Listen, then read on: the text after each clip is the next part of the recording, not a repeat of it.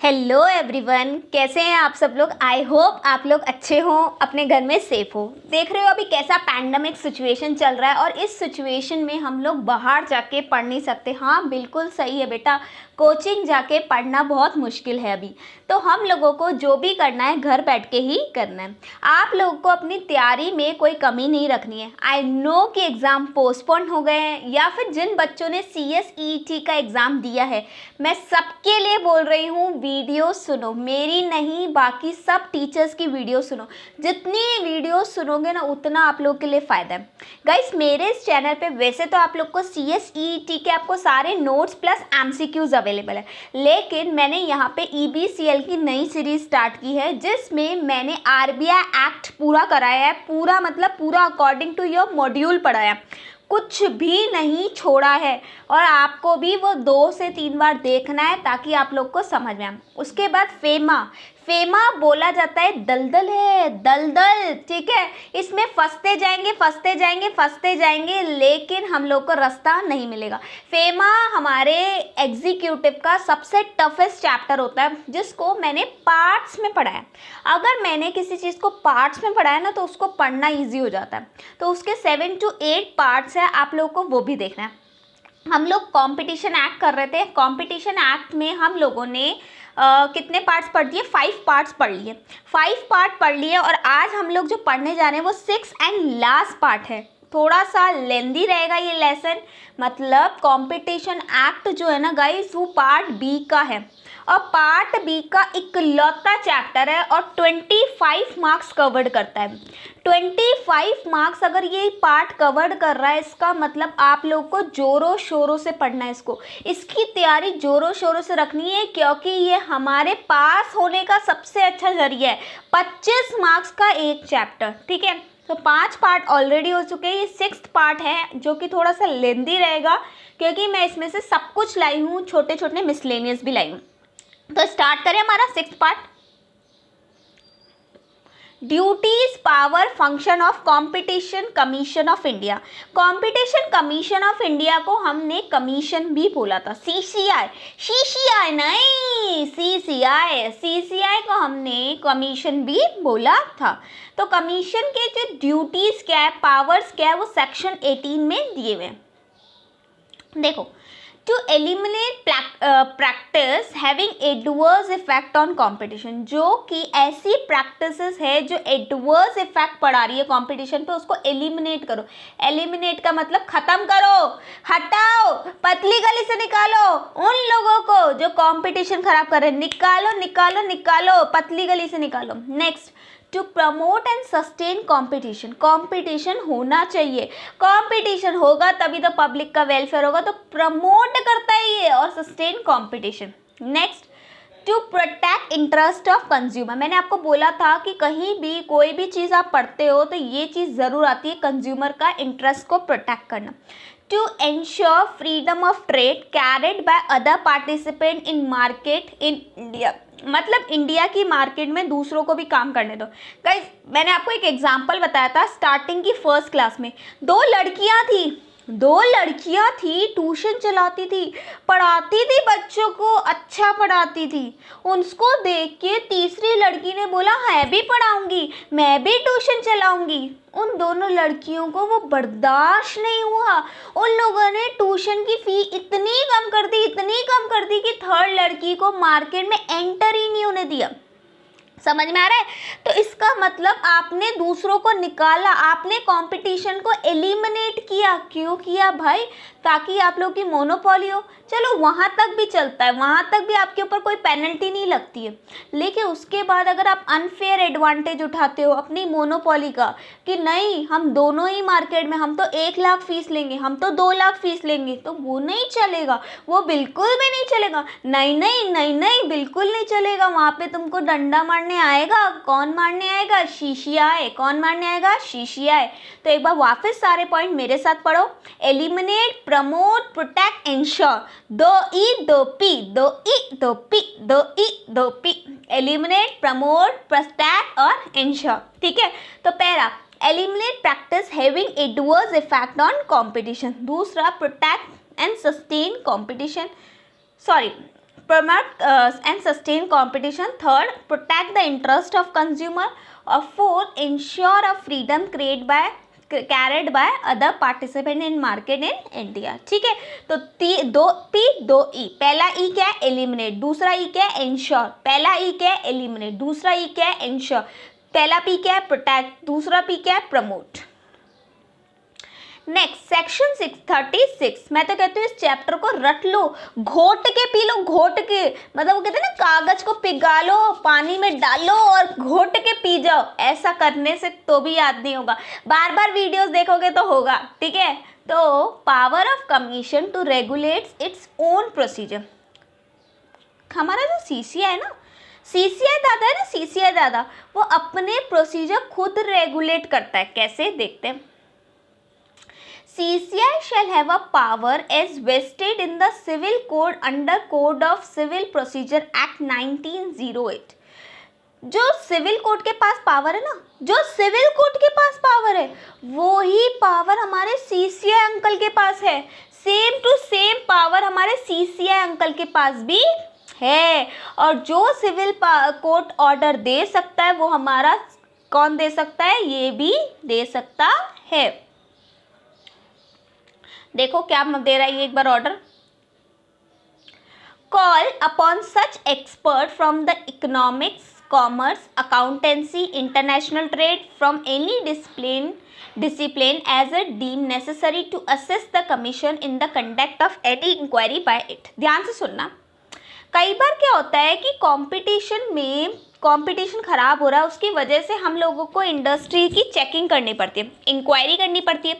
अगर उस इंक्वायरी करने के लिए हमें कोई एक्सपर्ट की ज़रूरत पड़ी कि इंक्वायरी करनी है, जाओ फूड इंडस्ट्री की इंक्वायरी करने वाले जो भी एक्सपर्ट होंगे उनको भेज देगा. ठीक है, मतलब सीसीआई चाहे तो किसी भी एक्सपर्ट को अपॉइंट कर सकता है अगर उसको ज़रूरत है तो. ध्यान से सुनना.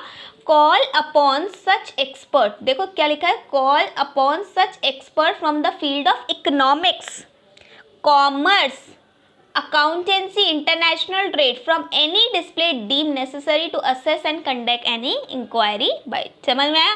तो वो क्या मंगा सकता है? एक्सपर्ट को बुला सकता है. ठीक है, जिस फील्ड में जो एक्सपर्ट की ज़रूरत होगी वो बुला सकता है. तो पहली पावर क्या पड़ी? पहली पावर ये पड़ी कि उसके पास सेम पावर है as power vested in the civil code. जैसे कि जैसे पावर सिविल कोड के पास होते हैं वैसे की वैसे पावर उसके पास भी है. क्या होते हैं सिविल कोड के पास वो भी देखेंगे. ठीक है, दूसरा वो किसी भी एक्सपर्ट को बुला सकता है क्या करने के लिए? इंक्वायरी. क्या करने के लिए? इंक्वायरी. एक्सपर्ट कौन सा होगा? मैम याद नहीं होता.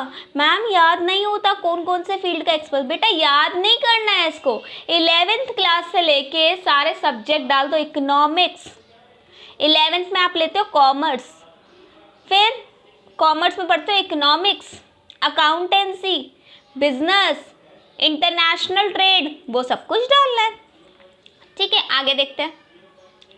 द कमीशन में direct any person. The commission में डायरेक्ट एनी पर्सन फोन करेगा, हेलो मैं सीसीआई से बोल रहा हूँ. क्या बोल रहा है? To produce before the director general और सेक्रेटरी और officer authorise by such books document the examination of which may be required for the purpose of. फोन करेगा रिलायंस को, हेलो मैं बोल रहा हूँ कमीशन, ठीक है, मेरे डायरेक्टर जनरल को ये बुक दे दी जाए क्योंकि वो आपकी इंक्वायरी करेगा. अगर आप लोगों ने नहीं दी तो मैं मामू, सीसीआई मामू, मैं पेनल्टी ठोक दूंगा. ठीक है, समझ में आ रहा है कहने का मतलब? कमिश्नर क्या करेगा? फ़ोन करेगा इंडस्ट्री को जिनके ऊपर केस चल रहा है कि डायरेक्टर जनरल के आगे या फिर कोई भी सेक्रेटरी या ऑफिसर्स के आगे बुक्स को प्रोड्यूस किया जाए. ठीक है, जो कि उनको चाहिए. आगे देखते हैं. To furnish to the director general, secretary और any other officer authorise by it may be required for the purpose of.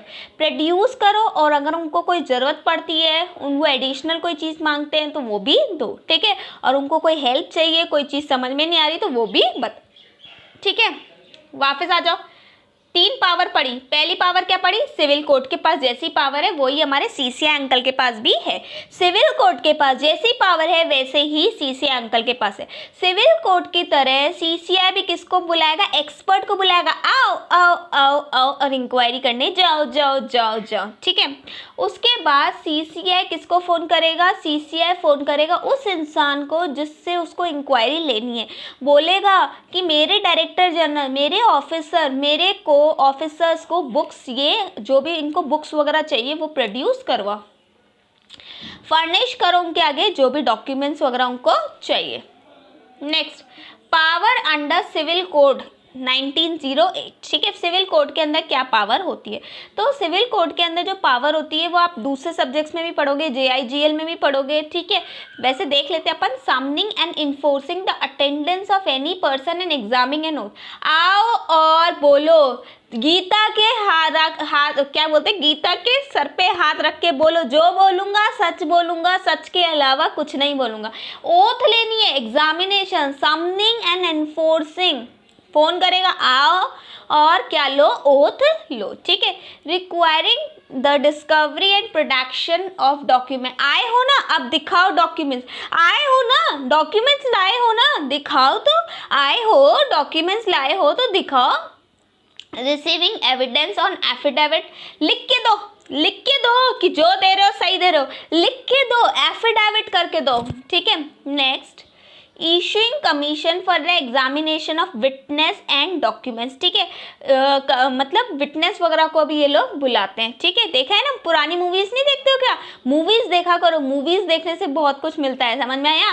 सारा दिन किताबी ज्ञान नहीं होती है, मूवीज देखने से बहुत कुछ मिलता है, ठीक है। नेक्स्ट क्या है, कोई पब्लिक रिकॉर्ड वगैरह भी ये देख सकता है, ठीक है। तो पब्लिक रिकॉर्ड, एनी रिकॉर्ड वगैरह डॉक्यूमेंट्स भी चेक कर सकता है। तो देखो पहले क्या हुआ, आओ आओ, फोन करेगा, आओ आओ आओ, आके गीता के सर पे हाथ रखो, सिविल कोड ऐसे ही करता है, आओ और गीता के सर पे हाथ रखो, बोलो जो बोलूँगा सच बोलूँगा, सच के अलावा कुछ नहीं बोलूँगा, ठीक है।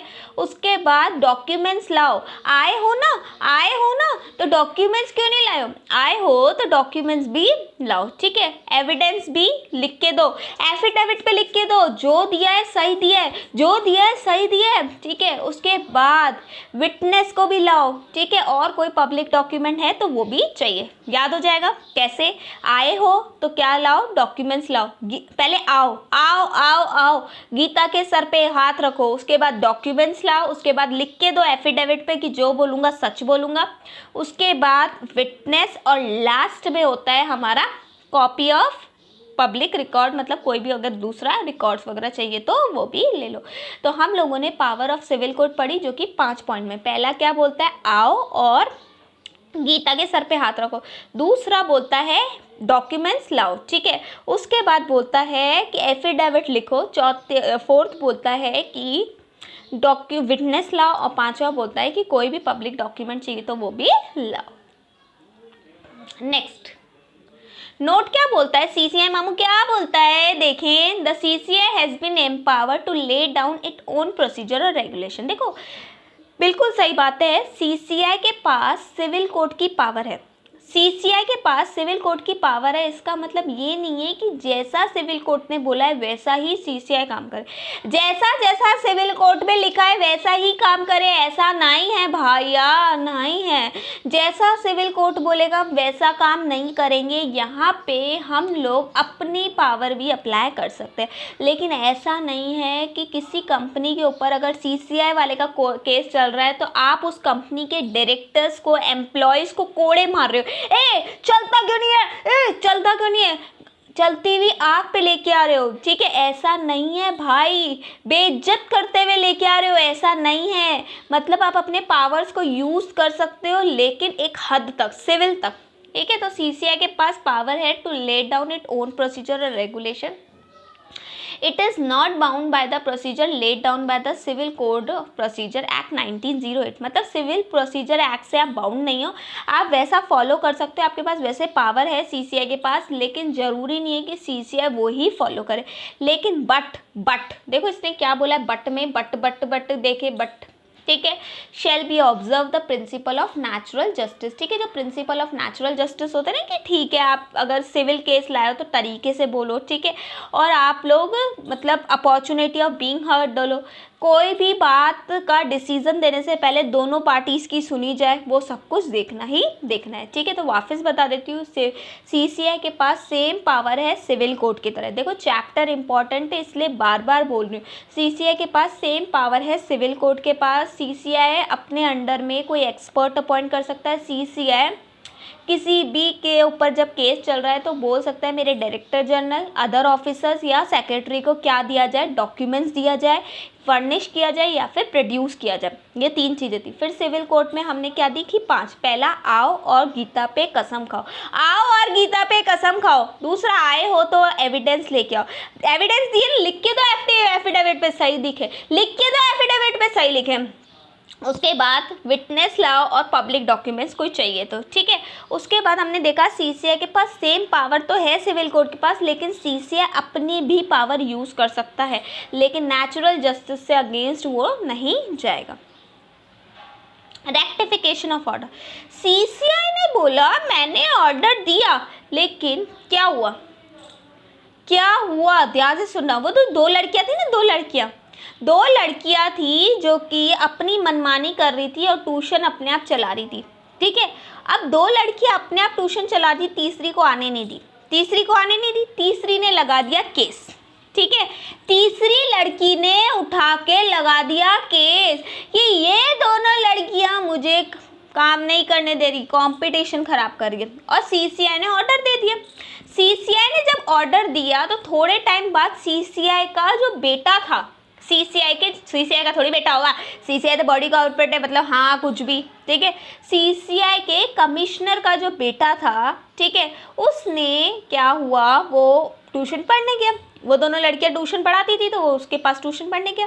तो बाद में पता चला कि उन दोनों लड़कियों की तो कोई गलती ही नहीं थी, उन दोनों लड़कियों को तो जानबूझ के फंसाया गया। उस थर्ड लड़की ने नाटक किया था, झूठा केस लगाया। तो सीसीआई को इस बात का रियलाइज हुआ और उसने अपने ऑर्डर को रेक्टिफाई किया। बिल्कुल सही सुन रहे हो आप लोग, रेक्टिफिकेशन ऑफ ऑर्डर। अगर सीसीआई कोई ऑर्डर देता है और उसको लगता है कि इस ऑर्डर में मैंने कुछ गड़बड़ी कर दी है तो वो ऑर्डर को रेक्टिफाई भी कर सकता है। तो पढ़ लेते हैं। कमिश्नर में amend any order pass by it with a view to rectify any mistake apparent from the record. उसको लग रहा है कि जो रिकॉर्ड मुझे मिले उसमें कुछ गड़बड़ी थी, ठीक है, और इसकी वजह से मैंने गलत ऑर्डर दे दिया, तो अब अपने ऑर्डर को रिवाइज्ड भी कर सकता है। ऑन इट्स ओन मोशन, खुद भी कर सकता है। Notice by any party to the order. उन दोनों लड़कियों पे केस चल रहा था और तीसरी लड़की ने केस करा था। तीसरी लड़की ने जब केस किया तो ऑर्डर पास हो गया, तो एक थर्ड पर्सन आया और वो बोलता है कि नहीं ये दोनों लड़कियां गलत नहीं। मतलब सीसीआई को खुद भी रियलाइज हो सकता है और कोई थर्ड पर्सन आके भी बोल सकता है कि ये गलत नहीं था, ठीक है। तो ऑन इट्स ओन मोशन खुद भी बोल सकता है। Notice by the party to the order, ठीक है, पार्टी दे सकती है notice. The commissioner shall not amend substantive part of the order passed by it under the provision of the act। देखो आप ऑर्डर को अमेंड कर सकते हो, रेक्टिफाई कर सकते हो, नो प्रॉब्लम, लेकिन मेन पार्ट ऑर्डर का अमेंड नहीं होगा। एक बार दे दिया दे दिया, एक बार दे दिया दे दिया, बार बार अमेंड नहीं होगा भाई। मेन पार्ट अमेंड नहीं होगा। ये छोटे मोटे पार्ट है ना, जैसे पेनल्टी कम कर दी, ये छोटा मोटा पार्ट कम अमेंड हो सकता है, बाकी main part main decision amend नहीं होगा। क्या बोला मैंने?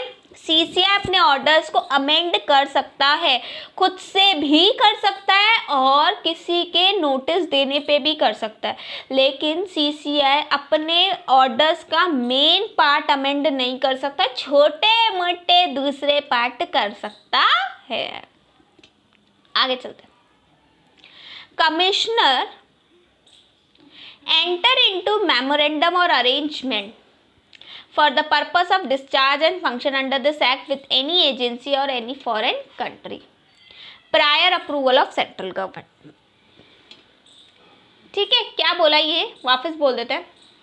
देखो कुछ चीज़ें ऐसी है जो इंडिया के बाहर होती है, कुछ चीज़ें ऐसी है जो इंडिया के बाहर होती है लेकिन उसका इफेक्ट इंडिया पे पड़ता है और इंडिया के कंपटीशन एक्ट पे फ़र्क पड़ता है।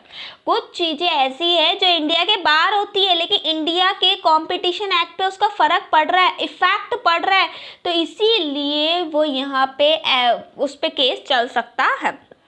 तो कमिश्नर क्या है, मतलब इंडिया में बैठा है, इंडिया में बैठा है तो बाहर भी दो आंखें अपनी बाहर छोड़ के आ जाए। आजकल चश्मा तो सबको ही है, तो अपना चश्मा बाहर छोड़ के आ जाए कि हाँ ये लो मैं बाहर छोड़ के आ जाता हूँ चश्मा, दो आंखें इंडिया में रखे, दो आंखें बाहर रखे, ऐसा ही कर सकता है। ठीक है, ऐसा नहीं करेगा, वो बाहर की किसी भी फॉरेन एजेंसी से कोलैबोरेशन करेगा, एक डॉक्यूमेंट बनेगा, उस डॉक्यूमेंट का नाम है मेमोरेंडम। ठीक है, मेमोरेंडम बनाएगा लेकिन उसके लिए उसको अपने पापा की परमिशन लेनी पड़ेगी। उसके पापा कौन हैं? हमारे सेंट्रल गवर्नमेंट, जो सबके पापा हैं कौन है? Central government. ठीक है, तो कमिश्नर क्या करता है? एंटर करता है मेमोरेंडम ऑफ अरेंजमेंट या फिर मेमोरेंडम ही बोलते हैं उसको।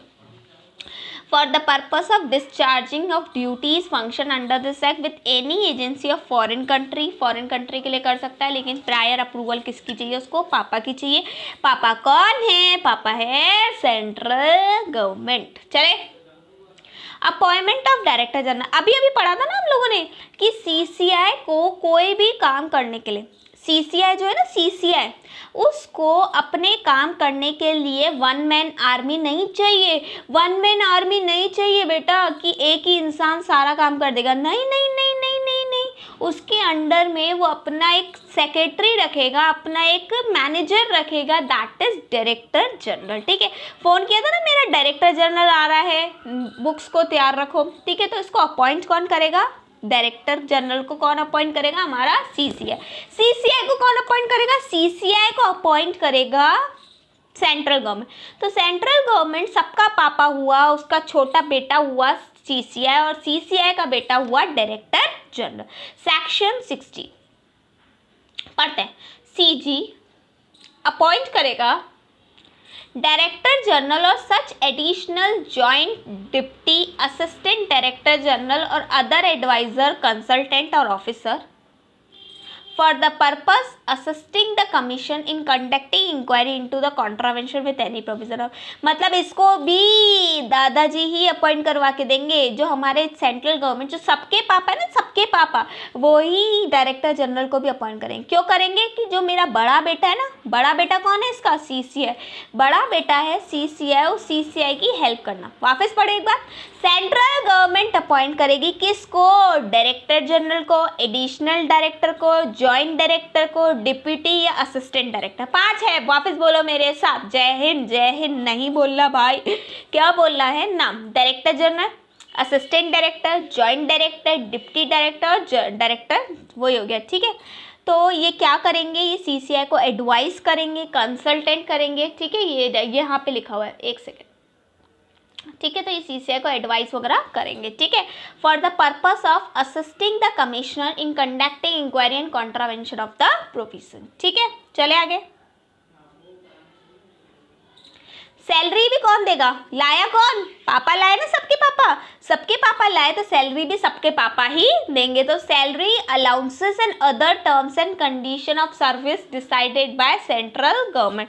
ये भी सब कुछ कौन डिसाइड करेगा? सेंट्रल गवर्नमेंट डिसाइड करेंगे। ठीक है, तो सबके पापा सब कुछ डिसाइड करेंगे। ठीक है, क्वालिफिकेशन कौन होगी? कोई भी उठता फिरता रास्ते में बोलेंगे ए चल चल चल तेरे को डायरेक्टर जनरल बनाया जा रहा है। ए जो रोड पे भिखारी बैठा है उसको बोलेंगे अरे चल चल तेरे को डायरेक्टर जनरल बनाया जा रहा है।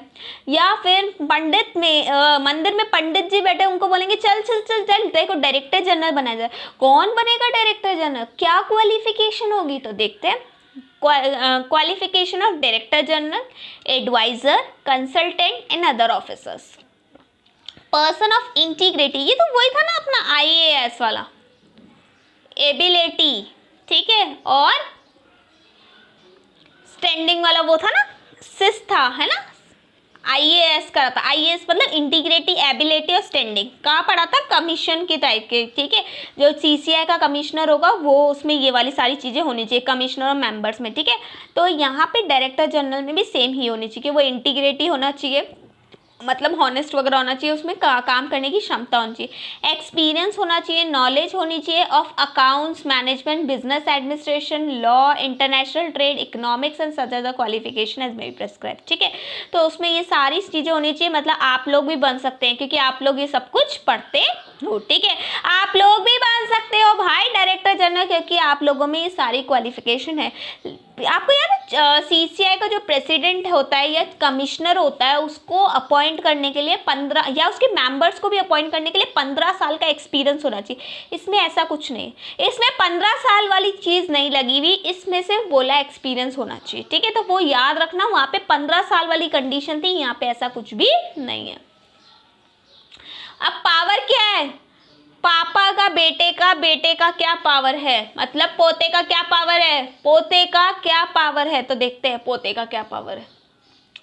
इसके पास भी सेम पावर है सिविल कोड के पास। इसके पापा के पास थी ना पावर, इसके पापा के पास भी तो पावर थी ना सिविल कोड की, तो इसके पास भी पावर होगी सिविल कोड की। क्या थी बेटा सिविल कोड की पावर? आओ और गीता पे कसम खाओ, आओ और गीता पे कसम खाओ, पहली पावर। दूसरे, आओ हो तो एविडेंस लाओ, ठीक है। तीसरा, एफिडेविट लिख के दो। चौथा, अपने कोई विटनेस खड़े करो। और पांचवा, अदर पब्लिक डॉक्यूमेंट चाहिए तो वो भी, ठीक है। तो वो सेम पावर इसके पास भी है। Search and seize the record of any person in respect of which investigation has been directed by the commissioner। अभी हम लोगों ने थोड़ी देर पहले पढ़ा था कि कमिश्नर फोन करता है लोगों को कि मेरा डायरेक्टर जनरल आ रहा है, मेरा डायरेक्टर जनरल आ रहा है, उसको बुक्स और रिकॉर्ड को चेक करो। चेक कराने के लिए बुक्स और रिकॉर्ड उसको निकाल के दो। मेरा डायरेक्टर जनरल आ रहा है, उसको चेक करने के लिए बुक्स और रिकॉर्ड निकाल के दे दिया जाए, ठीक है। तो अगर वो इनको लगता है कि उसमें कुछ गड़बड़ी है तो ये क्या करेगा? सर्च करेगा, सर्च करने के बाद उसको सीज भी कर सकता है, ठीक है, जिसकी इन्वेस्टिगेशन चल रही है। अब वही पावर ऑफ सिविल कोर्ट हम लोग ऑलरेडी पढ़ चुके हैं, ठीक है। तो वही है, आओ, ठीक है, फिर डॉक्यूमेंट्स लाओ, एफिडेविट पे दो, उसके बाद विटनेस लाओ, उसके बाद क्या बताया था हमने, ना कोई पब्लिक डॉक्यूमेंट हो तो वो देख लेना। Miscellaneous provision, grant by central government, section 50। देखो CCI काम कर रहा है, CCI काम कर रहा है तो CCI को काम करने के लिए पैसे भी तो चाहिए। CCI फॉरेन एजेंसीज अपॉइंट कर रहा है, उसके लिए पैसे भी तो चाहिए। उसके अंदर प्रेसिडेंट है और मेंबर्स भी हैं, तो उसको सैलरी नहीं चाहिए, अलाउंसेस नहीं चाहिए, कभी कभी पार्टी नहीं चाहिए, कभी कभी मौसम अच्छा हो रहा है, बारिश आ रही है तो समोसे नहीं चाहिए, सब कुछ चाहिए। तो उसके लिए पैसा कहाँ से आएगा बेटा? अपना सपना मनी मनी कहाँ से आएगा? कहाँ से आएगा? कहाँ से आएगा? बच्चों को पैसे कौन देता है? पापा। तो पापा देंगे इसको भी पैसे। Central government can may grant such amount as is deem fit, ठीक है। तो इसको पैसे कौन देगा? इसको पैसे देंगे पापा। पापा कौन है? Central government. आगे देखते हैं कॉन्स्टिट्यूशन ऑफ फंड। देखो पहले ना जो हमारा कंपटीशन एक्ट था, मतलब कंपटीशन एक्ट तो नहीं था, MRTP एक्ट था, ठीक है। तो MRTP एक्ट में कोई भी ऐसा फंड नहीं था जिसमें पैसा इकट्ठा किया जाए। मैंने फर्स्ट या सेकंड क्लास में इसका डिफरेंस बता रखा है, आई थिंक सेकंड क्लास में बता रखा है, ठीक है, कि MRTP एक्ट में ऐसा कोई भी फंड नहीं था जहाँ पे पैसा रखा जाए, जहाँ पे पैसा रखा जाए और उस पैसे को निकाल के हमारा जो कमिश्नर है वो यूज़ किया जाए, ठीक है। लेकिन कंपटीशन एक्ट में वहाँ पे जो पैसा जाता था वो सीधा सेंट्रल गवर्नमेंट के पास जाता था और खर्चा भी सेंट्रल गवर्नमेंट करती थी, ठीक है। लेकिन कंपटीशन एक्ट में अपना एक फंड बनाया है जिसको बोलते हैं कंपटीशन फंड। जो भी पैसा यहाँ पे आता है, जो भी पेनल्टी रूप में जो भी पैसा वगैरह आता है, वो सारा पैसा यहाँ रखा जाता है और उसी पैसे से यूज़ किया जाता है। अगर एक्स्ट्रा पैसे चाहिए तो वो जो सेक्शन 50 अभी पुराना पड़ गया था ना पीछे वाला, ठीक है, कि ग्रांट बाय सेंट्रल गवर्नमेंट, ठीक है, तो वो दे देगा, ठीक है। अब देखो, a fund called as competition fund, ठीक है, कंपटीशन फंड बनता है। अमाउंट क्रेडिट टू फंड, एक गुल्लक बना दिया है कंपटीशन फंड, एक गुल्लक बना दिया है, जैसे गुल्लक बनाया ना कोविड के लिए हेल्प करो, गवर्नमेंट भीख मांग रही है, अरे दे दे बाबा थोड़ी सी हेल्प दे दे, हेल्प दे दे, हेल्प दे दे। भाई मैं किसी के खिलाफ नहीं हूँ, मैं किसी के साथ नहीं हूँ, मैं जो भी बोल रही हूँ यहाँ पे सिर्फ आप लोग को पढ़ाने के लिए बोल रही हूँ, ठीक है। तो गवर्नमेंट भी कहीं कहीं फंड बनाती है जिसमें वो लोग आप लोगों से हेल्प मांगती है। तो ऐसे ही जो CCI ने फंड बनाया उस फंड में क्या क्या जाएगा, grant receive from central government, जो पापा ने पैसे दिए ना सबसे पहले वही गुल्लक में डाल दो, जो पापा ने पैसे दिए ना सबसे पहले उसी गुल्लक में वो पैसे डाल दो। फी रिसीव बाय CCI, CCI जो केस लड़ रहा है क्या उसमें फीस नहीं चाहिए होगी क्या, जो पार्टीज केस लड़ रही है तो उनको फीस तो देनी पड़ेगी, तो वो फीस भी उसमें जाएगी। Next interest amount on above, कई बार क्या होता है इन पैसों को कहीं इन्वेस्ट कर लेते हैं तो इस पर फी क्या बोलता है इंटरेस्ट भी मिलता है, ठीक है। फीस क्या होता है, कई बार पार्टीज लेट भी डिपॉजिट कराती है, तो लेट अगर डिपॉजिट करा रही है फीस तो एक्स्ट्रा इंटरेस्ट वगैरह भी देना पड़ता है, ठीक है। तो वापस बताओ मेरे संग बोलो, 3 चीजें जाएगी फंड में, पहला पापा ने पैसे दिए डाल दो डाल दो डाल दो डाल दो, अपनी कमाई, अपना सपना मनी मनी अपनी कमाई, फी रिसीव बाय CCI और उस कमाई पे हुआ इंटरेस्ट। पापा से मत बोल देना इंटरेस्ट दे देना। यूटिलाइजेशन ऑफ फंड, गुल्लक भर गया है, नोटों से भरा पड़ा है, ऐसे भर भर के पैसे पड़े उसमें, अब बताओ उस पैसों का कहाँ यूटिलाइजेशन किया जाए, क्या किया जाए उस पैसे का, देखते हैं। सैलरी एंड अलाउंसेस, ठीक है। सबसे पहले हमारे प्रेसिडेंट मेंबर्स को सैलरी दी जाए, सैलरी दी जाए हमारे डायरेक्टर जनरल को, दूसरे ऑफिसर्स को। एडमिनिस्ट्रेटिव एक्सपेंसेस, CCI के ऑफिस में से पानी निकल रहा है वो साफ कराओ, CCI के ऑफिस की छत खराब हो गई है सही करा दो, वाटर कूलर खराब हो रहा है सही करा दो, ठीक है। Administrative expenses, other expenses by CCI, ठीक है। तो सबसे पहले इनके ऑफिसर्स को सैलरी दी जाए, अदर अलाउंसेस दिया जाए, फिर कुछ एडमिनिस्ट्रेशन कराना हो तो वो कराया जाए, लास्ट में हम लोगों ने पढ़ा other expenses of CCI। Next और अकाउंट्स एंड ऑडिट, ठीक है। ये थोड़ा सा यहाँ से छुप गया है, यहाँ पे पढ़ लेते हैं। अकाउंट्स एंड ऑडिट, ठीक है। अकाउंट्स एंड ऑडिट क्या होता है, CCI shall maintain accounts and other record in such manner as prescribed by central government in consultation with CAG, ठीक है। एक बार रुको चेक करते हैं यहाँ से ऐसे करके आ रहा है क्या,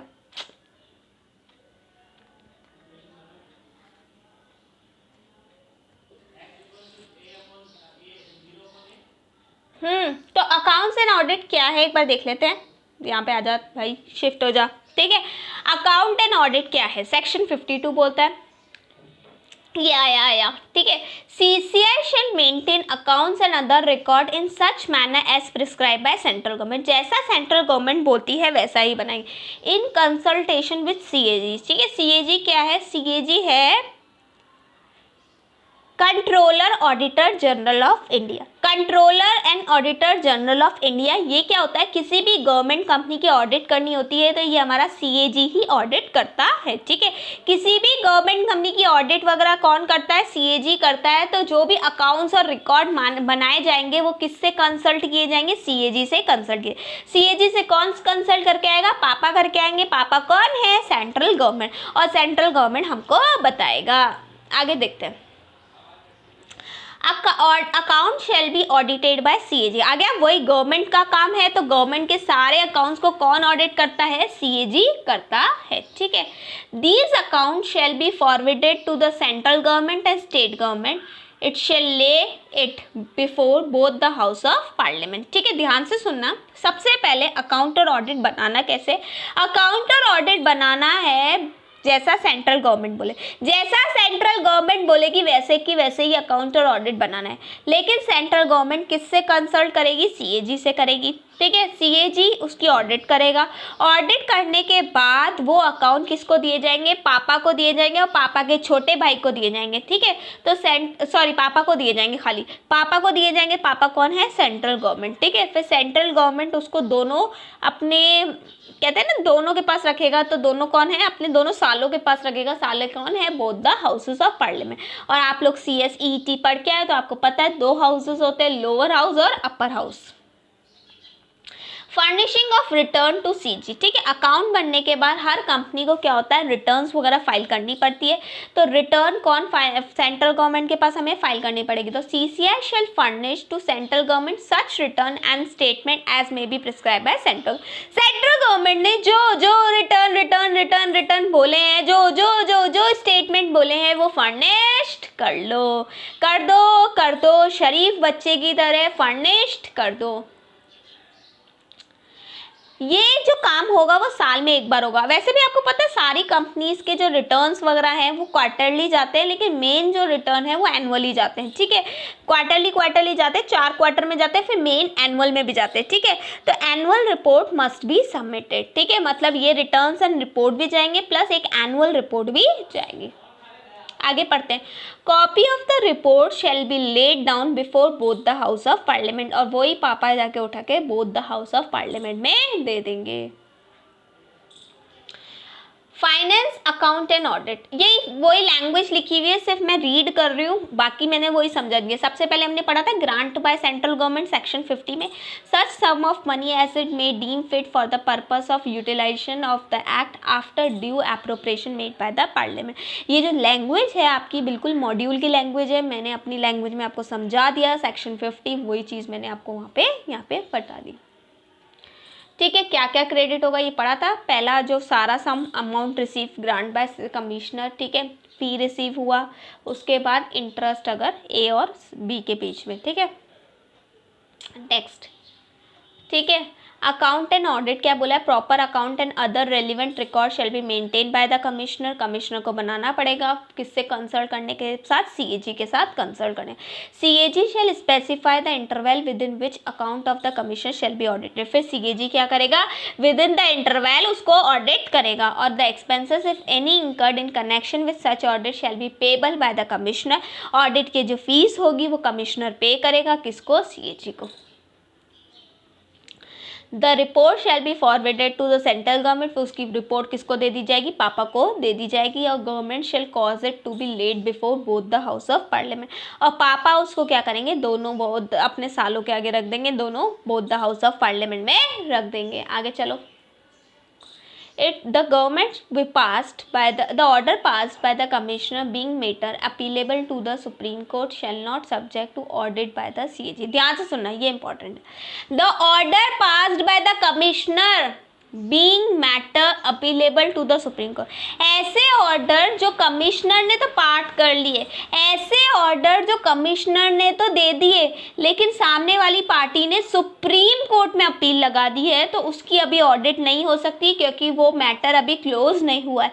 कुल मिला के ऑडिट सिर्फ उन्हीं चीज़ों की होगी जो मैटर क्लोज हो चुके हैं। सुप्रीम कोर्ट में जो केस चल रहा है उसका मैटर अभी क्लोज नहीं हुआ, तो आप उसको कमिश्नर जो है वो उसको ऑडिट मतलब उसकी ऑडिट नहीं करवाएगा, ठीक है, और ना ही सीएजी करेगा। Next, furnishing of return to central government, annual report giving true and fair full accounts of activity of the commissioner shall be pair once in the year, मतलब साल में एक बार बनेगी annual report by the commissioner submitted to central government. साल में एक बार report बनेगी और किसको दे दी जाएगी, सेंट्रल गवर्नमेंट को दे। Central government shall lay down before by the both the house of parliament, parliament में बोथ द हाउसेस में वो रख देगा। Next, power of central government to supersede commissioner, section 56। Central government ने बोला जा सीसीआई सारे कंपटीशन संभाल, जा सीसीआई तेरे को आज़ादी दी, तू संभाल सारे कंपटीशन के मैटर, सिर्फ तू ही संभालेगा, मुझे सिर्फ तेरे पे विश्वास है और किसी पे विश्वास नहीं है। सीसीआई ने सोचा अब तो मेरे पे विश्वास आ गया है, अब तो मैं कुछ भी कर सकता हूँ, और सीसीआई ने गद्दारी करना चालू कर दिया। सीसीआई ने गद्दारी करना चालू कर दिया तो सेंट्रल गवर्नमेंट को इस बात की भनक पड़ गई और सेंट्रल गवर्नमेंट ने बोला रुक, तेरे पावर को मैं वापस लेता हूँ, तेरे को मैंने जान दी है, तेरी जान भी मैं ले सकता हूँ, तेरे को मैंने पावर दी है, तेरी पावर भी मैं ले सकता हूँ, जान दी है तो जान ले भी सकता हूँ और जान पावर दी है तो पावर भी ले सकता हूँ। तो सेंट्रल गवर्नमेंट सुपरसीड कर सकता है कमिश्नर को, मतलब उसको हटा सकता है या फिर थोड़े टाइम के लिए उसका जो ऑफिस है वो वेकेट कर सकता है जब central government is an opinion commissioner unable to discharge the function और perform the duties imposed on it by and under the provision of the act. इस एक्ट के थ्रू आपको जो भी काम दिया गया, आपने उस पर गद्दारी की, आपको बोला गया था कि रिकॉर्ड चेक करनी है, लेकिन रिलायंस से आपको पास आया कुछ पैसा, एक बड़ी कंपनी से आपके पास पैसा आ गया और आपने रिकॉर्ड चेक नहीं किए, इसका मतलब आप गड़बड़ कर रहे हो, तो यहाँ पे आपकी गलती है। तो जो सेंट्रल गवर्नमेंट है वो सुपरसीड कर सकता है। वापस बोल रही हूँ भाई, मेरा किसी को गलत बोलने का इरादा नहीं है, मैं तो सिर्फ आपको पढ़ाने के लिए एग्जाम्पल दे रही हूँ। Next, that the commissioner has persistently made default in complying with the direction by central government से सेंट्रल गवर्नमेंट बोल रहा है ये करना है ऐसे, सीसीआई बोल रहा है नहीं मैं तो ऐसे करूंगा, सेंट्रल गवर्नमेंट कह रहा है ऐसे सीधा खड़ा होना है, सीसीआई बोल रहा है मैं तो टेढ़ा खड़े होंगे। तो सेंट्रल गवर्नमेंट या फिर उसका छोटा भाई state government in discharge of function और performance of duty as a result of such default the financial loss और द पोजीशन और द एडमिनिस्ट्रेशन, इसकी वजह से नुकसान हो गया, हमारी पोजीशन खराब हो रही है मार्केट। सेंट्रल गवर्नमेंट को लोग गाली दे रहे हैं, हाय हाय हाय हाय, ठीक है सेंट्रल गवर्नमेंट, ठीक है ऐसा अगर बोल रहे हैं लोग, या फिर फाइनेंशियली बहुत बड़ा नुकसान हुआ है तो वहाँ पे सीसीआई को सुपरसीड कर दिया सकता है। Central government in public interest government बोलती है जनता के लिए तो हम कुछ भी करेंगे, हम तो जनता के नौकर हैं, कुछ भी करेंगे जनता के लिए, तो पब्लिक इंटरेस्ट में भी वो सुपरसीड कर सकता है। लेकिन सुपरसीड करना है मतलब थोड़े टाइम के लिए वेकेंट करना है उसका ऑफिस, तो मैक्सिमम 6 महीने के लिए हो सकता है। तो तीनों पॉइंट बताओ मुझे। पहला पॉइंट क्या बोलता है, unable to perform his function, ठीक है, commissioner unable to discharge his function, ठीक है। दूसरा बोलता है कि सेंट्रल गवर्नमेंट या फिर स्टेट गवर्नमेंट ने उसको जो काम दिया उसने वो नहीं किया, उसकी वजह से फाइनेंशियल या अदर इंटरेस्ट खराब हुआ। और तीसरा बोलता है कि वो पब्लिक इंटरेस्ट में ही काम करना चाहता है, लेकिन मैक्सिमम जो कि सुपरसीड है वो 6 मंथ से ज़्यादा नहीं होगा। Before supersede the central government shall give the commissioner reasonable opportunity.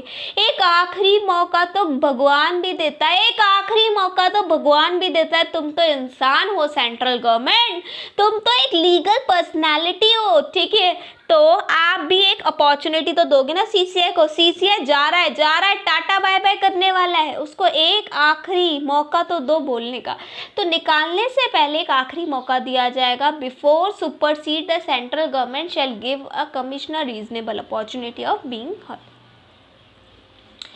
Upon publication of the notice superseding the commissioner, ठीक है, नोटिस देगा द चेयरपर्सन और other member shall vacate the office from the date of supersession, मतलब वो notice newspaper में आ जाएगा और उसके बाद कल से चेयरपर्सन और मेंबर्स क्या होंगे, उस ऑफिस में नहीं आएंगे। Tata bye bye bye bye जा रहा हूँ, ठीक है, दुआओं में याद रखना, मतलब चेयरपर्सन और अदर मेंबर क्या नहीं करेंगे, वेकेट कर देंगे। और अब क्या होगा, अच्छा चलता हूँ दुआओं में याद रखना, मतलब अब वो ऑफिस नहीं आएंगे। All power, function and duties of the commissioner shall be discharged by the central government or by the authority in this behalf। अगर से हमारे चेयरपर्सन और मेंबर बोलते हैं, अगर हमारे चेयरपर्सन और मेंबर बोलते हैं अच्छा चलता हूँ दुआओं में याद रखना, टाटा बाय बाय, कल से हम नहीं आएंगे, कल से हम नहीं आएंगे, हमारा मन यहाँ नहीं लगता, सेंट्रल गवर्नमेंट ने हमको भगा दिया है, ठीक है, सुपरसीड कर दिया है, ठीक है, तो उनका काम कौन करेगा, उनका काम करेगा सेंट्रल गवर्नमेंट, या फिर सेंट्रल गवर्नमेंट उसके बिहाफ पे किसी अथॉरिटी को अपॉइंट करेगा। उनका काम कौन करेगा, सेंट्रल गवर्नमेंट खुद करेगा, या फिर सेंट्रल गवर्नमेंट अपने जगह पे किसी को अपॉइंट करेगा, मतलब किसी अथॉरिटी को अपॉइंट कर देगा। Until the commission is reconstituted, वापस नहीं आते जब तक, all the property shall vested to say, तेरी सारी प्रॉपर्टी मेरी हुई। सेंट्रल गवर्नमेंट बोलता है जब तक तू वापस नहीं आता, जब तक कमीशन वापस नहीं आते, तो तब तक ये सारी प्रॉपर्टी जो भी सीसीआई की प्रॉपर्टी होगी वो किसके हाथ में आ जाएगी, सेंट्रल गवर्नमेंट के पास आ जाएगी। तो 3 पॉइंट पढ़े। पहला पॉइंट क्या पढ़ा, पहला पॉइंट ये पढ़ा, जब भी नोटिस पब्लिकेशन होगा सुपरसीशन का, चेयरपर्सन और मेंबर्स कहेंगे बाय बाय टाटा, दुआओं में याद रखना, ठीक है। दूसरा, सारे काम कौन करेगा, उनकी जगह पे सेंट्रल गवर्नमेंट या फिर उसकी जगह पे कोई अथॉरिटी को अपॉइंट किया जाएगा जो कि सेंट्रल गवर्नमेंट अपॉइंट करेगा। थर्ड बोलता है कमिश्नर क्या करेगा, सेंट्रल गवर्नमेंट क्या करेगा, जब तक कमिश्नर नहीं आता उसकी सारी प्रॉपर्टीज अपने हाथ में ले लेगा। Fresh appointment of chairperson. चलता हूँ दुआओं में याद रखना, अब कभी नहीं आऊँगा। चलता हूँ दुआओं में याद रखना, अब कभी नहीं आऊँगा। कभी नहीं आऊँगा मतलब परमानेंटली चला गया, परमानेंटली चेयरपर्सन चला गया, परमानेंटली मेंबर चला गया। अगर ऐसा होगा तो नया अपॉइंटमेंट होगा, उनकी जगह पे कोई और आएगा। एक गर्लफ्रेंड छोड़ के चल जाती है तो आप भी तो दूसरी अपॉइंट करते हो ना, तो मतलब एक गई तो दूसरी आएगी, ठीक है। तो कहने का मतलब क्या हुआ, फ्रेश अपॉइंटमेंट होगा यहाँ पे अगर परमानेंटली चला गया। Within 6 months from the date of order of central government supersede the commissioner. 6 महीने के अंदर जो सुपरसीशन चल रहा है उस 6 महीने के पीरियड के अंदर आप लोग क्या करो, दूसरा अपॉइंट कर लो। देखो 6 महीने के अंदर या तो 6 महीने के बाद वो दोबारा वापस आएगा। 6 महीने के बाद अगर हमको लगता है कि ठीक है इतना बड़ा डिफॉल्ट नहीं है तो 6 महीने के बाद वो पहला वाला ही दोबारा आ सकता है। लेकिन अगर बहुत बड़ा डिफॉल्ट है तो वो क्या होगा, तो उस 6 महीने में आप दूसरे को अपॉइंट कर लो। Any chairperson or member who vacate the office before the commissioner is unable to discharge the function or perform duty imposed on it, ठीक है, by and under the provision of the act on any circumstance beyond the control shall not deemed to be disqualified for reappointment and reconstitution। वापस पढ़ते एक बार ध्यान से पढ़ना, इसको तोड़ना।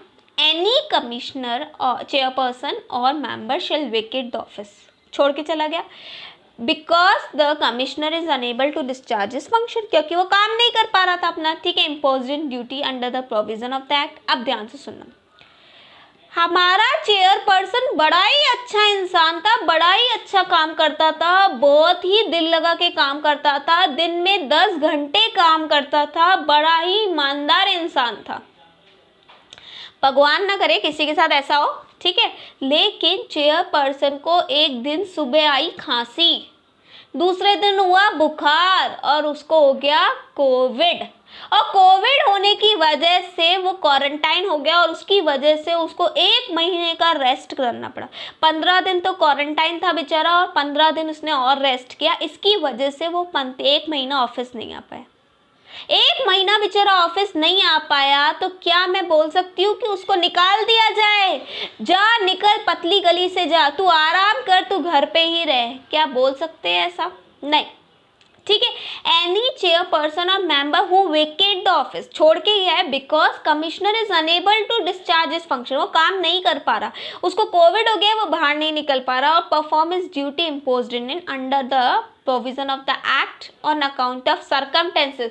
ये बहुत इंपॉर्टेंट है, यहाँ से केस स्टडी आएगी। On account of circumstances beyond its control shall not deem to be disqualified for reappointment upon reconstitution। तो ऐसा आप लोग उसको डिस्क्वालीफाइड नहीं मान सकते हो, उसने कोई गलती थोड़ी की है भाई, वो ऐसा काम हो गया कि उसके हाथ में ही नहीं है, वो आ नहीं सकता, ठीक है। इससे आएगा practical. Full report of supersession be laid before the board. हर चीज दोनों सालों को दिखा देते हैं पापा, ठीक है, तो ये भी दिखाएंगे ना। तो सुपरसीड अगर उसने किया है अपने बेटे को, सीसीआई को, तो वहां पे वो भी उसको दिखाएगा। पार्लियामेंट हमारे साथ बहुत गलत हुआ, हमें सुपरसीड किया गया, चेयरपर्सन को गुस्सा आ रहा है, ठीक है, या फिर चेयरपर्सन को गुस्सा आ रहा है मुझे सुपरसीड किया गया, या फिर कई बार क्या होता है जो चेयरपर्सन ने ऑर्डर दिया उस पर गुस्सा आ रहा है।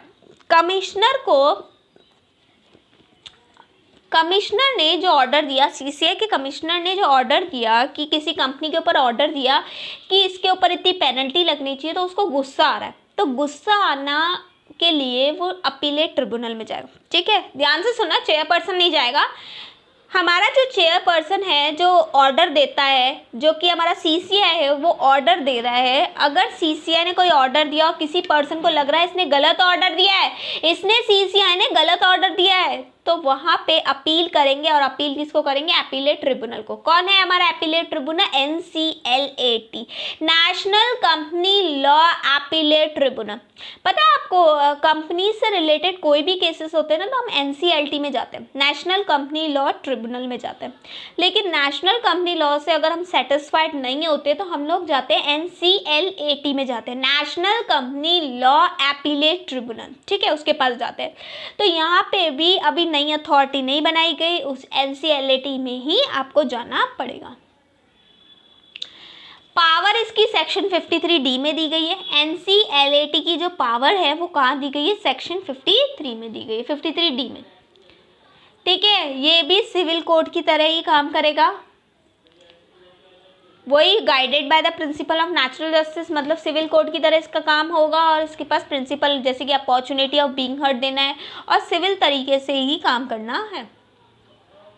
NCLAT में कौन कौन जाएगा, जो इंसान दुखी होगा, जो इंसान दुखी होगा वो जाएगा NCLAT में। ठीक है, पर्सन ओन, पर्सन नहीं जा सकता, पढ़ा लिखा नहीं है, अनपढ़ है, उसको नहीं आता, तो वो अपने बिहाफ पे किसी पर्सन को अपॉइंट करेगा। ठीक है, अगर कोई इंसान खुद नहीं जा सकता तो अपने बिहाफ पे किसी को अपॉइंट करेगा, वो कौन होगा,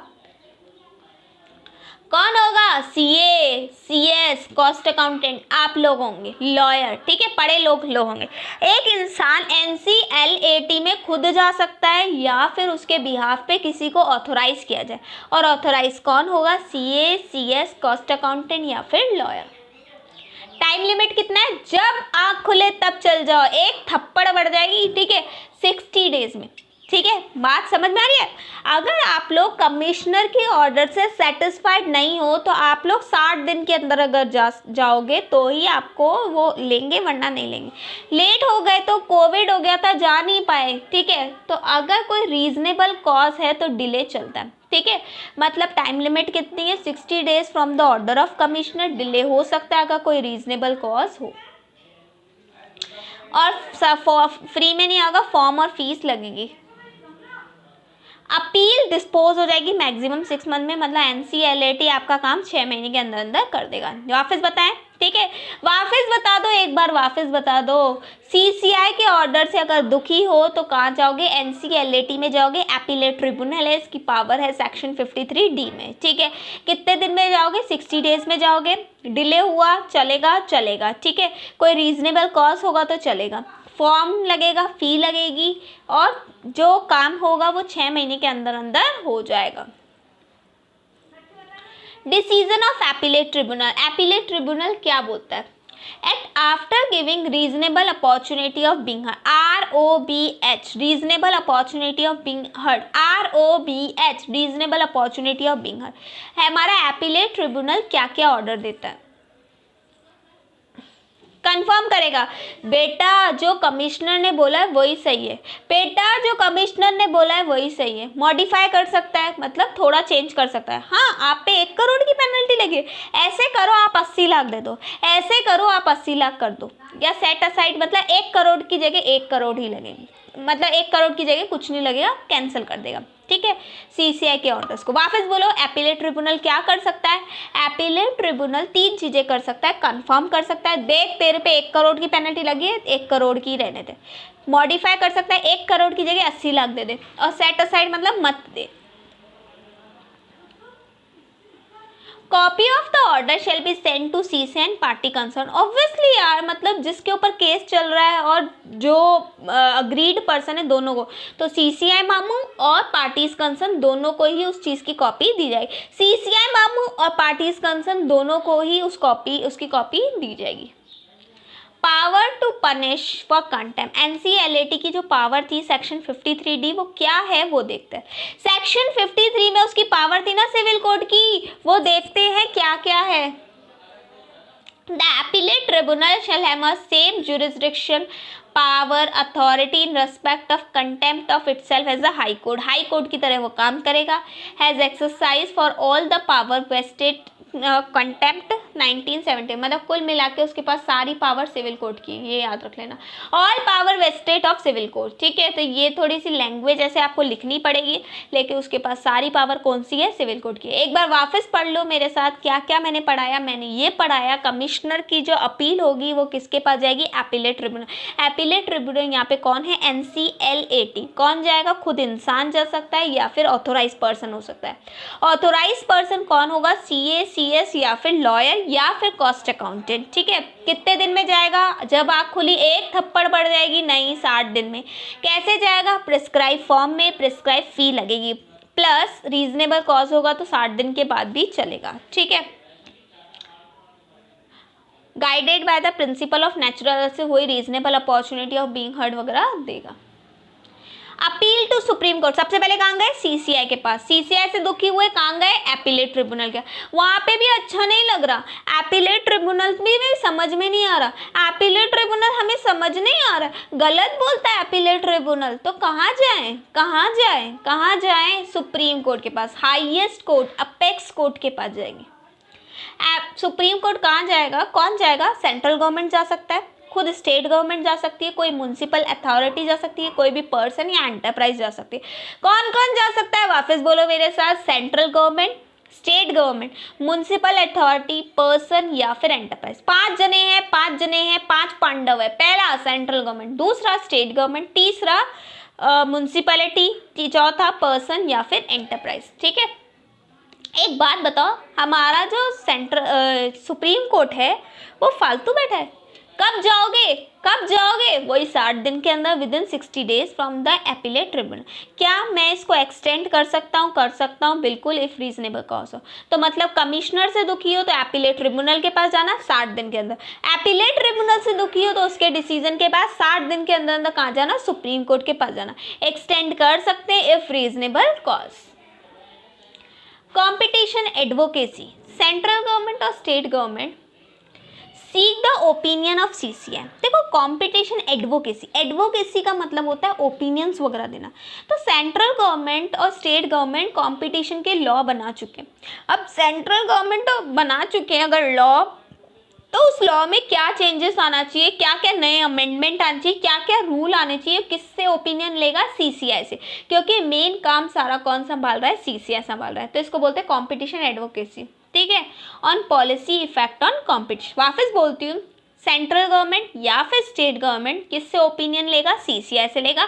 बता सीसीआई क्या नई पॉलिसी बनाए, फालतू बैठे हैं, लॉकडाउन चल रहा है, कुछ नया बनाते हैं, कुछ नया लाते हैं। ठीक है, तो रूल्स बनाएगा, पॉलिसीज बनाएगा। ठीक है, किससे ओपिनियन लेके, सीसीआई से, लेकिन मेन साइन कौन करेगा, सेंट्रल गवर्नमेंट। ठीक है, तो 60 डेज में सीसीआई बोलेगा हाँ हाँ मैं भेजता हूँ, तो यहाँ पे भी 60 डेज है। आपको दिख रहा है सारे टाइम 60 डेज के ही है। ठीक है, तो कमिश्नर ओपिनियन दे देगा। The role of commissioner is advisory. ठीक है, कमिश्नर सिर्फ एडवाइस दे सकता है। अब मैंने बोला है ऐसे बना, तो आपको सेंट्रल गवर्नमेंट बनाना ही पड़ेगा, ऐसा नहीं बोल सकता कमिश्नर।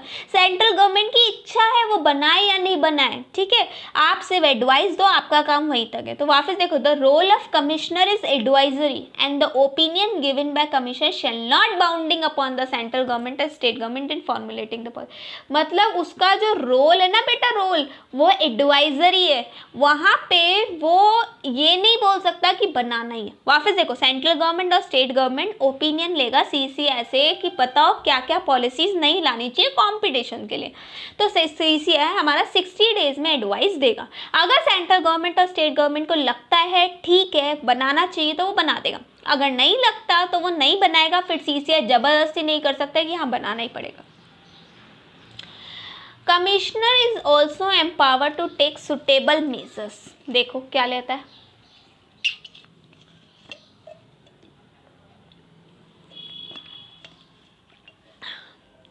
कमिश्नर क्या है, कुछ सुटेबल मेजर्स और ले सकता है, जैसे कि फेयर कंपटीशन के लिए वो किसी की भी इंक्वायरी करवा सकता है, किसी की भी ऊपर केस कर सकता है। अगर उसको लगता है कि कोई कंपनी गलत कर रही है तो किसी के ऊपर भी केस वगैरह वो कर सकता है। ठीक है, तो कमिश्नर किसी की भी इंक्वायरी वगैरह करा सकता है। तो promotion of fair competition,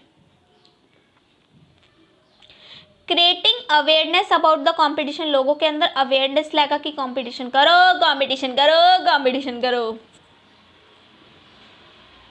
imparting training about competition issues, लोगों को ट्रेनिंग देगा कि कंपटीशन इश्यूज वगैरह होते हैं तो किस तरीके से सॉल्व किया जाए, किस तरीके से सीसीआई के पास जाया जाए। ठीक है, वापस देख लो 3 तरीके के हैं। Promotion of fair competition, creating awareness about the competition, imparting training about competition issues. वापस पहला promotion of fair competition, fair competition करने के लिए क्या कर रहा है, वो प्रमोट कर रहा है, अवेयरनेस जगा रहा है लोगों के अंदर और ट्रेनिंग दे रहा है। ठीक है,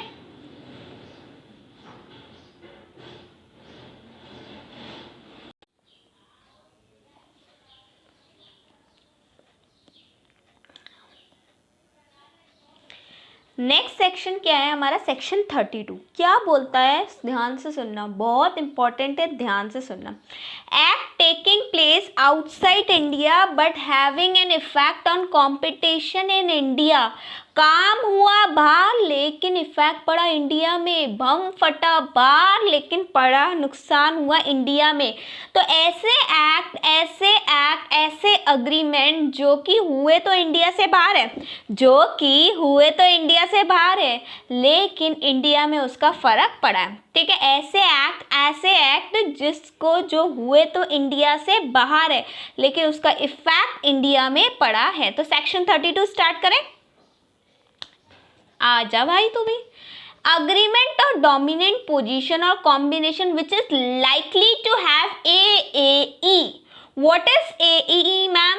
क्या बच्चों वाले मैम क्वेश्चन पूछते हो, आपको नहीं पता AAE क्या है? Appreciable adverse effect on competition in relevant market in India, notwithstanding that. Agreement या फिर कोई डोमिनेंट पोजीशन, सेक्शन कौन सा था ये, सेक्शन 4, ठीक है।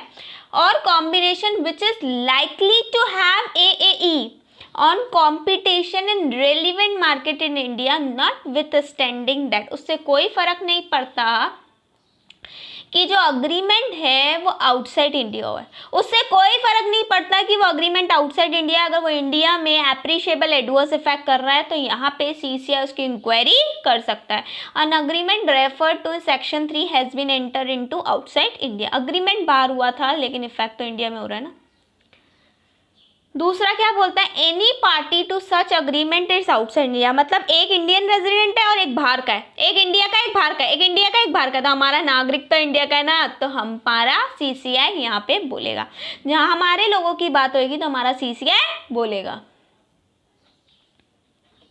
And enterprising abusing the dominant position is outside India, ठीक है। जो अब्यूजिंग कर रही है डोमिनेंट पोजीशन इंडिया को, वो आउटसाइड इंडिया की, मतलब कुछ भी मिला के एक चीज़ आप बाहर की होनी चाहिए, एक चीज़ इंडिया की होनी चाहिए। और इंडिया में अगर एप्रिशिएबल एडवर्स इफेक्ट कर रहा है तो वो कॉम्पिटिशन एक्ट में आएगा। अगर इंडिया के बाहर एप्रिशिएबल एडवर्स इफेक्ट कर रहा है तो वो CCI उसकी इंक्वायरी नहीं करेगा।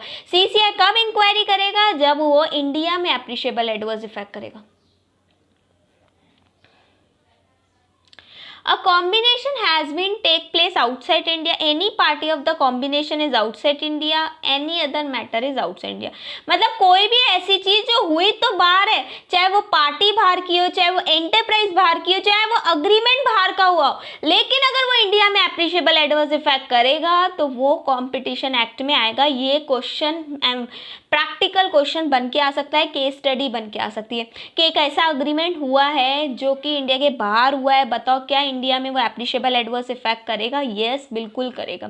CCI shall have a power to inquiry on such agreement. एक बार वापस पढ़े इसको, क्या बोलता है सेक्शन 32? क्या बोलता है सेक्शन 32? सेक्शन 32 बोलता है अग्रीमेंट या फिर डोमिनेंट पोजीशन और कोई भी कॉम्बिनेशन जो कि एप्रिशिएबल एडवर्स इफेक्ट कर रहा है रेलिवेंट मार्केट इन इंडिया, चाहे वो अग्रीमेंट बाहर हुआ हो, चाहे पार्टी बाहर की हो, चाहे abusing the dominant position is outside India. Combination बाहर हुआ हो, कोई भी पार्टी बाहर की हो, मतलब कुछ भी बाहर का हो, लेकिन अगर वो इंडिया में एप्रिशिएबल एडवर्स इफेक्ट कर रहा है तो वहाँ पे हमारा CCI मामू आएगा और चेक करेगा, इंक्वायरी करेगा। Power to grant interim relief, section 33। Power to grant interim relief क्या है, देखते एक बार। देखो, दो पार्टीज है, ठीक है ना, दो पार्टीज है जो कि कंपटीशन एक्ट में लड़ रही है। कंपटीशन एक्ट में लड़ने के लिए वो CCI के पास गई। अब CCI के पास गई तो CCI जब तक डिसीजन सुनाए उस बीच अगर एक पार्टी जिसको लगता है कि मैं फंस जाऊंगा वो भाग गई तो बीच में हम लोग इंटरिम रिलीफ देते हैं। क्या बोला मैंने, दो पार्टीज है जो CCI के पास लड़ रही है, अगर CCI जब तक डिसीजन दे, ये वाली पार्टी है ना, ये बोलती है मेरे को डर लगता है ये भाग जाए तो बीच में कोई रिलीफ दे सकती है, कौन CCI, ठीक है। तो इसको बोलते हैं interim relief, that is section 33। If inquiry is pending before CCI, अगर CCI के पास कोई इंक्वायरी पेंडिंग है, अभी डिसीजन नहीं है। कौन से पेंडिंग है? सेक्शन 3, सेक्शन 4, सेक्शन 5 और सेक्शन 6। ठीक है, मतलब सीसीआई के पास कोई भी इंक्वायरी पेंडिंग है सेक्शंस में, ठीक है, हैज बीन कमिटेड और कंटिन्यू टू बी कमिटेड। आपने एंटी कॉम्पिटिटिव अग्रीमेंट किया, आपने अब्यूज ऑफ डोमिनेंट पोजीशन किया, आपने कॉम्बिनेशन किया, अगर ऐसा है या कर रहे हो, मर्डर कर दिया या करने की कोशिश कर रहे हो, तो दोनों ही बराबर बात है। तो क्या होगा? द कमीशन में grant a temporary injunction. Injunction का मतलब होता है बीच में ऑर्डर देना, ठीक है। Restraining any party from carrying on any act contravention in section 3, section 4 और सेक्शन 5 होगा ये, ठीक है। अनटिल, कब तक? द कंक्लूजन ऑफ इंक्वायरी और फर्दर ऑर्डर्स, ठीक है, मतलब जब तक कमीशन नेक्स्ट ऑर्डर नहीं देता या फिर इंक्वायरी खत्म नहीं होती, तब तक आप ये वाले जो एक्ट कर रहे हो anti competitive agreement, abuse of dominant position or combination वाले एक्ट को रोक दिया जाए, बीच में रोक दिया जाए, जब तक हमारा ऑर्डर नहीं आता या फिर कोई फर्दर मतलब इंक्वायरी खत्म नहीं होती या कोई फर्दर ऑर्डर नहीं आता, तब तक ये चीज़ रोक दी जाए, बाबा रोक दी जाए। और इसको बोला जाएगा इंटरिम रिलीफ। क्या बोला जाएगा? Interim relief. कौन से सेक्शन में है? सेक्शन 3 मतलब 333। एक बार वापस देखते हैं। Power to grant interim relief कौन देगा? सीसीआई। कब देगा? जब अभी तक फाइनल डिसीजन नहीं आया। कौन से सेक्शंस में? जो भी आपने काम गलत किए हैं और आपको बीच में रोक दिया जाएगा। कब तक? जब तक फाइनल ऑर्डर नहीं आता या फिर फर्दर ऑर्डर, फाइनल इंक्वायरी खत्म नहीं होती या कोई फर्दर ऑर्डर नहीं आता। The Commission is also empowered to issue interim order without giving notice to opposite party। ठीक है, अगर उसको लगता है कि एक पार्टी को मुझे इंटरिम रिलीफ देना चाहिए, एक पार्टी को मुझे बीच में ऑर्डर दे देना चाहिए, तो दूसरी पार्टी को इसके बारे में बताना जरूरी नहीं है। बता सकता है, मैं ये नहीं बोल रही नहीं बता सकता, लेकिन दूसरी पार्टी को बताना जरूरी नहीं है। बताना जरूरी नहीं है, बता सकता है। मैंने ये नहीं बोला कि बता नहीं सकता भाई। समझ में आया? आई थिंक यहाँ तक आप लोग को कोई भी प्रॉब्लम नहीं होगी। ठीक है, चले आगे। Power to award compensation. ठीक है, हमारे साथ गलत हुआ, हमें मार्केट से निकाल दिया गया, कंपटीशन वालों ने मोनोपोली करी, सीमेंट कंपनी ने मोनोपोलीज करी। आपको पता है सीमेंट कंपनीज जो होती है ना, वो कार्टल्स बिठाती रहती है, कार्टल्स बिठा के क्या करती है, वो अग्रीमेंट्स करती रहती है, ठीक है। और कार्टल करके वो क्या करती है, सीमेंट की प्राइस हमेशा भारी रखती है। तो बड़े बड़े बिल्डर्स क्या होते हैं कि सीमेंट कंपनी पे आए दिन केस करते हैं, और सीमेंट कंपनी पे कॉम्पिटिशन एक्ट के अंदर 2-3 केस तो साल में होते हैं, प्लस उन पे पेनल्टीज भी लगती है। तो अगर आपके साथ गलत हुआ, किसी ने आपको ज़बरदस्ती बाहर निकाला या किसी ने मतलब आप मोनोपोली क्रिएट करने की कोशिश की या पब्लिक का गलत फ़ायदा उठाने की कोशिश की, ठीक है, पब्लिक इंटरेस्ट के अगेंस्ट काम किया, तो वहाँ पे आपको कंपनसेशन मिलेगा। कौन देगा? सीसीआई मामू दिलवाएगा। सीसीआई मामू देगा नहीं कि ले मेरी जेब से निकाल के देता हूँ, सीसीआई मामू निकाल के नहीं देगा, सीसीआई मामू दिलवाएगा। कैसे? Any person may make an application to the CCI for an order for recovery of compensation from any enterprise for loss और डैमेज और सफर। ठीक है, इसने मेरे साथ इतना गलत किया कि मेरा दिमाग खराब हो गया, मैं पागल हो गया, मैं बावरा सा घूमता रहता हूँ, ठीक है, तो सीसीआई उसको कंपनसेशन दिलाएगा। ठीक है, after the inquiry into the allegation, आपने लगाया एलिगेशन, फिर सीसीआई क्या करेगा? उसकी इंक्वायरी करेगा, may pass an order directing the enterprise to make payment to the applicant for the loss और damage cost to the applicant. जो भी उसको लॉस हुआ है उसको दे दो, सीसीआई को बोला जाएगा, दे दे। सीसीआई बोलेगा, सॉरी बोला नहीं जाएगा, सीसीआई बोलेगा दूसरी अपोजिट पार्टी को, दे इसको कंपनसेशन, तेरी वजह से इसको डैमेज हुआ है। समझ में आया? समझ गया? ठीक है, तो यहाँ तक कोई भी प्रॉब्लम नहीं होगी। आगे चलें। वेयर एनी लॉस और damage is caused to numerous person, बहुत सारे लोगों को ये लॉस हुआ आपकी वजह से, one or more of them may make an application to the commission on behalf of all and for the benefit of interested person. मतलब नुकसान खाने वाले एक से ज़्यादा लोग हैं, नुकसान खाने वाले एक से ज़्यादा लोग हैं, तो वहाँ पे एक में कोई भी उनमें से एक एप्लीकेशन लगा देगा। उनमें से कोई भी एक एप्लीकेशन लगा देगा तो CCI को अगर लगता है वो इंक्वायरी करेगा, ऑर्डर दे देगा। अगर उसको लगता है वाकई में सही में इनको कंपनसेशन मिलना चाहिए तो वो सबको दिला देगा। Execution of order of the commission imposing monetary penalty, ठीक है, तो मॉनेटरी पेनल्टी लगा दी CCI ने, ठीक है। अब उसको एग्जीक्यूट कैसे कराए? आपको पता है कोर्ट के कई ऑर्डर्स आ जाते हैं, प्रॉपर्टी में भी ऐसा होता है कि बंटवारा हो दिया जाए, ठीक है, मतलब बंटवारा करा दिया जाए, ठीक है, लेकिन फिर भी लोग करते नहीं है बंटवारा, या कंपनसेशन दिया जाए फिर भी लोग कंपनसेशन देते नहीं है। कोर्ट के ऑर्डर के बाद भी लोग नहीं डरते। कोर्ट का ऑर्डर देना और उसको एग्जीक्यूट कराने में बहुत डिफरेंस है, ठीक है। कोर्ट ऑर्डर तो दे देती है लेकिन वो एग्जीक्यूट नहीं हो पाता, ठीक है। एग्जीक्यूशन का मतलब रियल में वो होना, ठीक है। तो ये बोलता है कंपनसेशन मॉनेटरी पेनल्टी मैंने लगा दी CCI ने, लेकिन अभी तक एग्जीक्यूट नहीं हुआ। तो एग्जीक्यूट कराने के लिए क्या होगा? If a person fails to pay any monetary penalty imposed by under, किसी पर्सन के ऊपर पेनल्टी लगाई CCI ने और उसने फिर भी नहीं दी। कितने नकटे लोग हैं।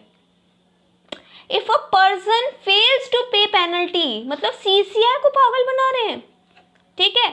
The commissioner shall proceed to recovery, अब वो रिकवरी करेगा कैसे? As per the income tax, जैसे इनकम टैक्स में रिकवरी होती है ना, वही वो पीछे देखिए शादी में जरूर आना, इंक्वायरी करता है वो फाड़ा और ऐसे करके सब कुछ, मतलब उसके बैंक अकाउंट सब सीज कर लेता है। तो उस तरीके से उससे रिकवरी करेगा, ठीक है। उसके घर में जाएगा, उसके घर में पैसे होंगे तो वहां से उठाएगा, बैंक अकाउंट सीज करेगा। जैसे इनकम टैक्स एक्ट में रिकवरी होती है वैसे यहाँ पे भी रिकवरी होगी। पेनल्टीज देख लो कुछ। Contravention of order of commission, commission ने बोला कि तुम ये कॉम्बिनेशन नहीं करोगे, फेसबुक और व्हाट्सएप नहीं मिलेगा, अगर मिल गया तो पब्लिक इंटरेस्ट के अगेंस्ट है। फेसबुक और व्हाट्सएप नहीं मिलेगा, ये जस्ट एग्जांपल है, कहीं ये मत सोचना कि मैं इसके खिलाफ हूँ, ठीक है। फेसबुक और व्हाट्सएप नहीं मिलेगा क्योंकि मुझे लगता है ये पब्लिक इंटरेस्ट के अगेंस्ट है, ठीक है। जियो नहीं रहना चाहिए, मुझे लगता है ये मोनोपोली क्रिएट करेगा, पब्लिक को खा जाएगा। तो CCI ने मना कर दिया, ऑर्डर मतलब कॉम्बिनेशन का ऑर्डर को कैंसिल कर दिया, नहीं मिलेगा नहीं मिलेगा नहीं मिलेगा, फिर भी मिल गया। तो contravention of order of CCI ने ऑर्डर दिया, उसके बाद भी आप वो नहीं मान रहे हो, कमिश्नर में कॉज इंक्वायरी, इसकी इंक्वायरी होगी। If a person without reasonable cause fail to pay comply the order, फिर भी अगर आप मतलब कोई बिना रीजनेबल, देखो रीजन है तो ठीक है, लेकिन रीजन नहीं है उसके बाद भी आप उसका ऑर्डर नहीं मान रहे तो आप पे फाइन लगेगा 1 लाख रुपए रोज। 1 लाख रुपए का रोज फाइन लगेगा, मैक्सिमम 10 करोड़ तक लगेगा। 1 लाख रुपए तक का फाइन लगेगा रोज और 10 करोड़ तक मैक्सिमम है। पेनल्टीज आती नहीं है वैसे, ठीक है, और इतनी पेनल्टीज याद भी नहीं होती हमको, लेकिन हमको चैप्टर पूरा कंप्लीट करना है इसलिए मैं यहाँ पे पेनल्टीज पढ़ा रही हूँ, ठीक है। लेकिन आप लोग पेनल्टीज को 1 से 2 बार देख के स्किप कर सकते हो। If any person contravenes or does not comply fails to pay penalty, अब वो वाली पेनल्टी भी नहीं दी। पहला तो क्या था, ऑर्डर नहीं दिया, अब पेनल्टी नहीं दी। क्या होगा? पहले तो उसने ऑर्डर दिया कि ये फेसबुक और व्हाट्सएप नहीं मर्ज होगा, फेसबुक और व्हाट्सएप नहीं मर्ज होगा, नहीं मर्ज होगा, नहीं मर्ज होगा, फिर भी मर्ज हो गया, ऑर्डर नहीं माना तो पेनल्टी लगा दी। पेनल्टी क्या लगाई? 1 लाख रुपए रोज और 10 करोड़ तक। वो पेनल्टी भी नहीं दे रहे, इतने नकटे। पहले फोन किया कि मत मर्ज हो, उसके बाद मर्ज हुए, उसके बाद हम लोगों ने पेनल्टी लगाई फिर भी नहीं दी। मत दो, अब तो जेल जाना पड़ेगा, जेल की रोटी खानी पड़ेगी, जेल का पानी पीना पड़ेगा। तो आपको इम्प्रिजनमेंट हो जाएगी 3 साल की और फाइन हो जाएगा आपका 25 करोड़ तक का, या फिर दोनों भी, ठीक है। अगर आपने ऑर्डर नहीं माना तो एक बार पेनल्टी नहीं दी, अब तो जेल जाना पड़ेगा, जेल की रोटी खानी पड़ेगी, जेल का पानी पीना पड़ेगा। अब तो जेल जाना पड़ेगा, 3 साल की सजा है, 25 करोड़ तक का फाइन है, या फिर both. Compensation in case of contravention of order of CCI, ठीक है। First, penalty for failure to comply with the direction and commission, ठीक है। तो पेनल्टी है वही करा चुका है ना, ठीक है। कोई डायरेक्शन वगैरह दे रखे हैं डायरेक्टर जनरल ने, तो कितना है 1 lakh rupees each for failure continue और subject to maximum 1 crore. Next, power to impose penalty for non furnishing of information on combination.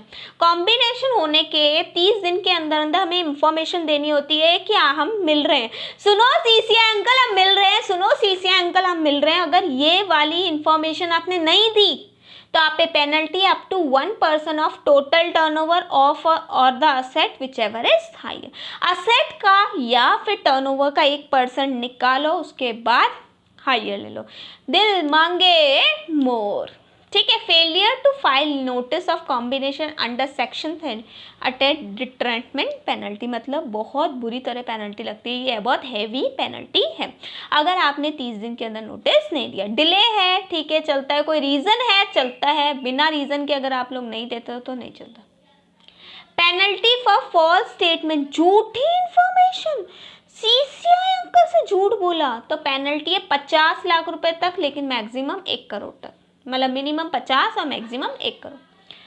Power to impose lesser penalty, CCI चाहे तो कम पेनल्टी भी लगा सकता है, सीसीआई चाहे तो कम पेनल्टी भी लगा सकता है। If any producer, seller or distributor, trader, service provider include any cartel which is अलाइन टू हैव वॉयलेटेड, ठीक है, मतलब आपने कोई कार्टल्स वगैरह किया, उसको वॉयलेट किया, has made true or full and true disclosure in regard to aligned violation and such disclosure is vital, commission may impose lesser penalty than as prescribed।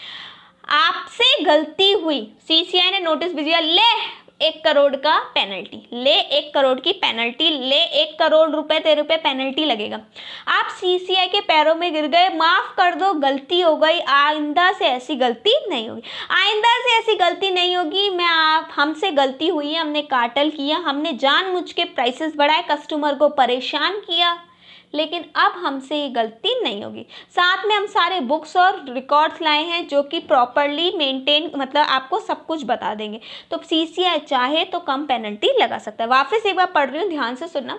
If any producer, seller, distributor, trader, service provider include any cartel which is aligned to have been violated, आपने violate किया, has made full and true disclosure in respect of aligned violation, आपने information the, such a disclosure is vital, पूरा है, commission चाहे तो laser penalty लगा सकता है।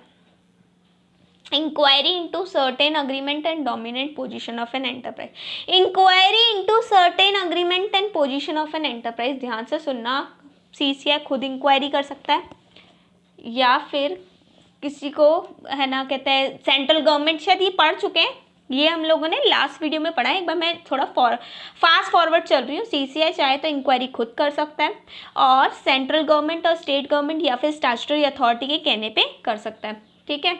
या फिर किसी पर्सन से कोई इन्फॉर्मेशन मिली, हेलो हेलो हेलो यहाँ पे कॉम्बिनेशन हो रहा है, हेलो सुनो यहाँ पे कॉम्बिनेशन हो रहा है, तो वहाँ पे वो इंक्वायरी करवाएगा। इंक्वायरी कैसे कर सकता है सीसीआई? खुद से कर सकता है, सेंट्रल स्टेट गवर्नमेंट या फिर स्टैट्यूटरी अथॉरिटी के कहने पे कर सकता है, सेंट्रल स्टेट गवर्नमेंट या फिर स्टैट्यूटरी अथॉरिटी के कहने पे कर सकता है, या फिर कोई इन्फॉर्मेशन मिली है किसी पर्सन से, कंज्यूमर एसोसिएशन या फिर ट्रेड एसोसिएशन।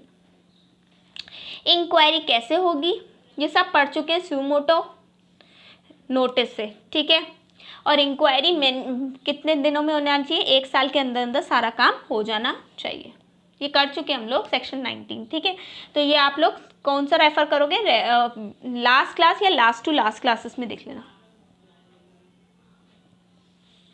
अपीयरेंस भी करवा चुकी है, कुछ इंपॉर्टेंट डेफिनेशंस बची है, ठीक है। कंपटीशन क्या है? The term competition is not defined in that. The term competition act में कंपटीशन ही डिफाइंड नहीं है। क्या ड्राफ्टमैन है, मतलब बहुत बढ़िया ड्राफ्टमैन है, ठीक है। However in the corporate world the term is generally understood as a process whereby the economic enterprise compete with each other to secure customer for their product. आपस में लड़ते हैं, कुत्ते बिल्लियों की तरह लड़ते हैं कस्टमर को अपनी तरफ अट्रैक्ट करने के लिए। एक्विजिशन क्या होता है? एक्विजिशन का मतलब होता है इट मीन्स डायरेक्टली या इनडायरेक्टली एक्वायरिंग और agree to acquiring.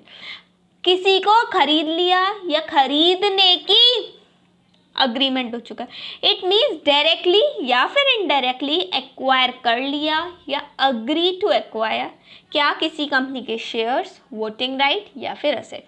SVA, shares, voting right या फिर असेट, या control over management, control over asset of an any enterprise. वापस बोलो मेरे पास ए से एक्विजिशन और ए से ही उसमें सब क्लॉज ए में ही उसकी डेफिनेशन है।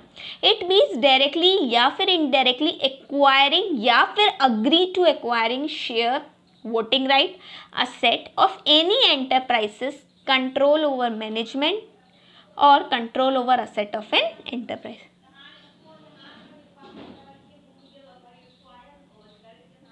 एंड इंटरनेशनल कार्टेल में बी, इंटरनेशनल कार्टेल कैसे हो सकता है? कार्टेल समझते हो ना, कार्टेल समझते हो ना क्या? सीमेंट कंपनीज ने कार्टेल ही तो किया।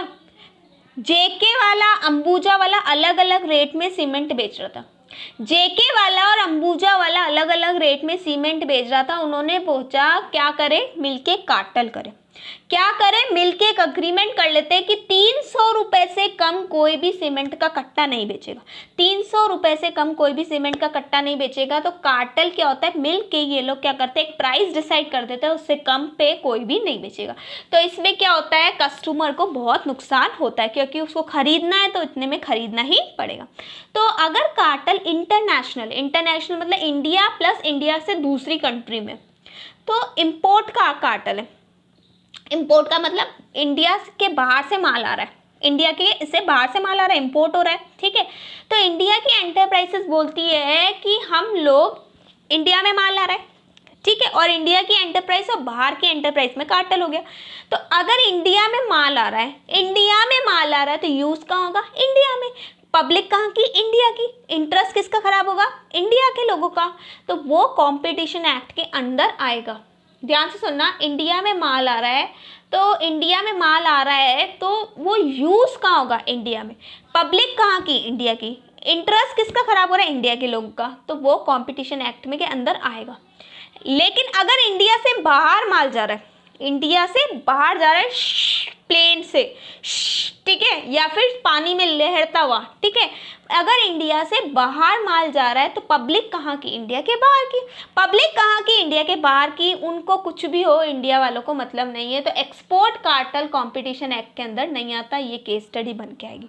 इंडिया से बाहर माल जा रहा है, कार्टेल किया हुआ है, बताओ CCI करेगा कुछ या नहीं करेगा? कुछ नहीं करेगा, क्योंकि वो एक्सपोर्ट है इंडिया का पब्लिक इंटरेस्ट खराब नहीं हो रहा, इंडिया में एप्रिशिएबल एडवर्स इफेक्ट नहीं पड़ रहा।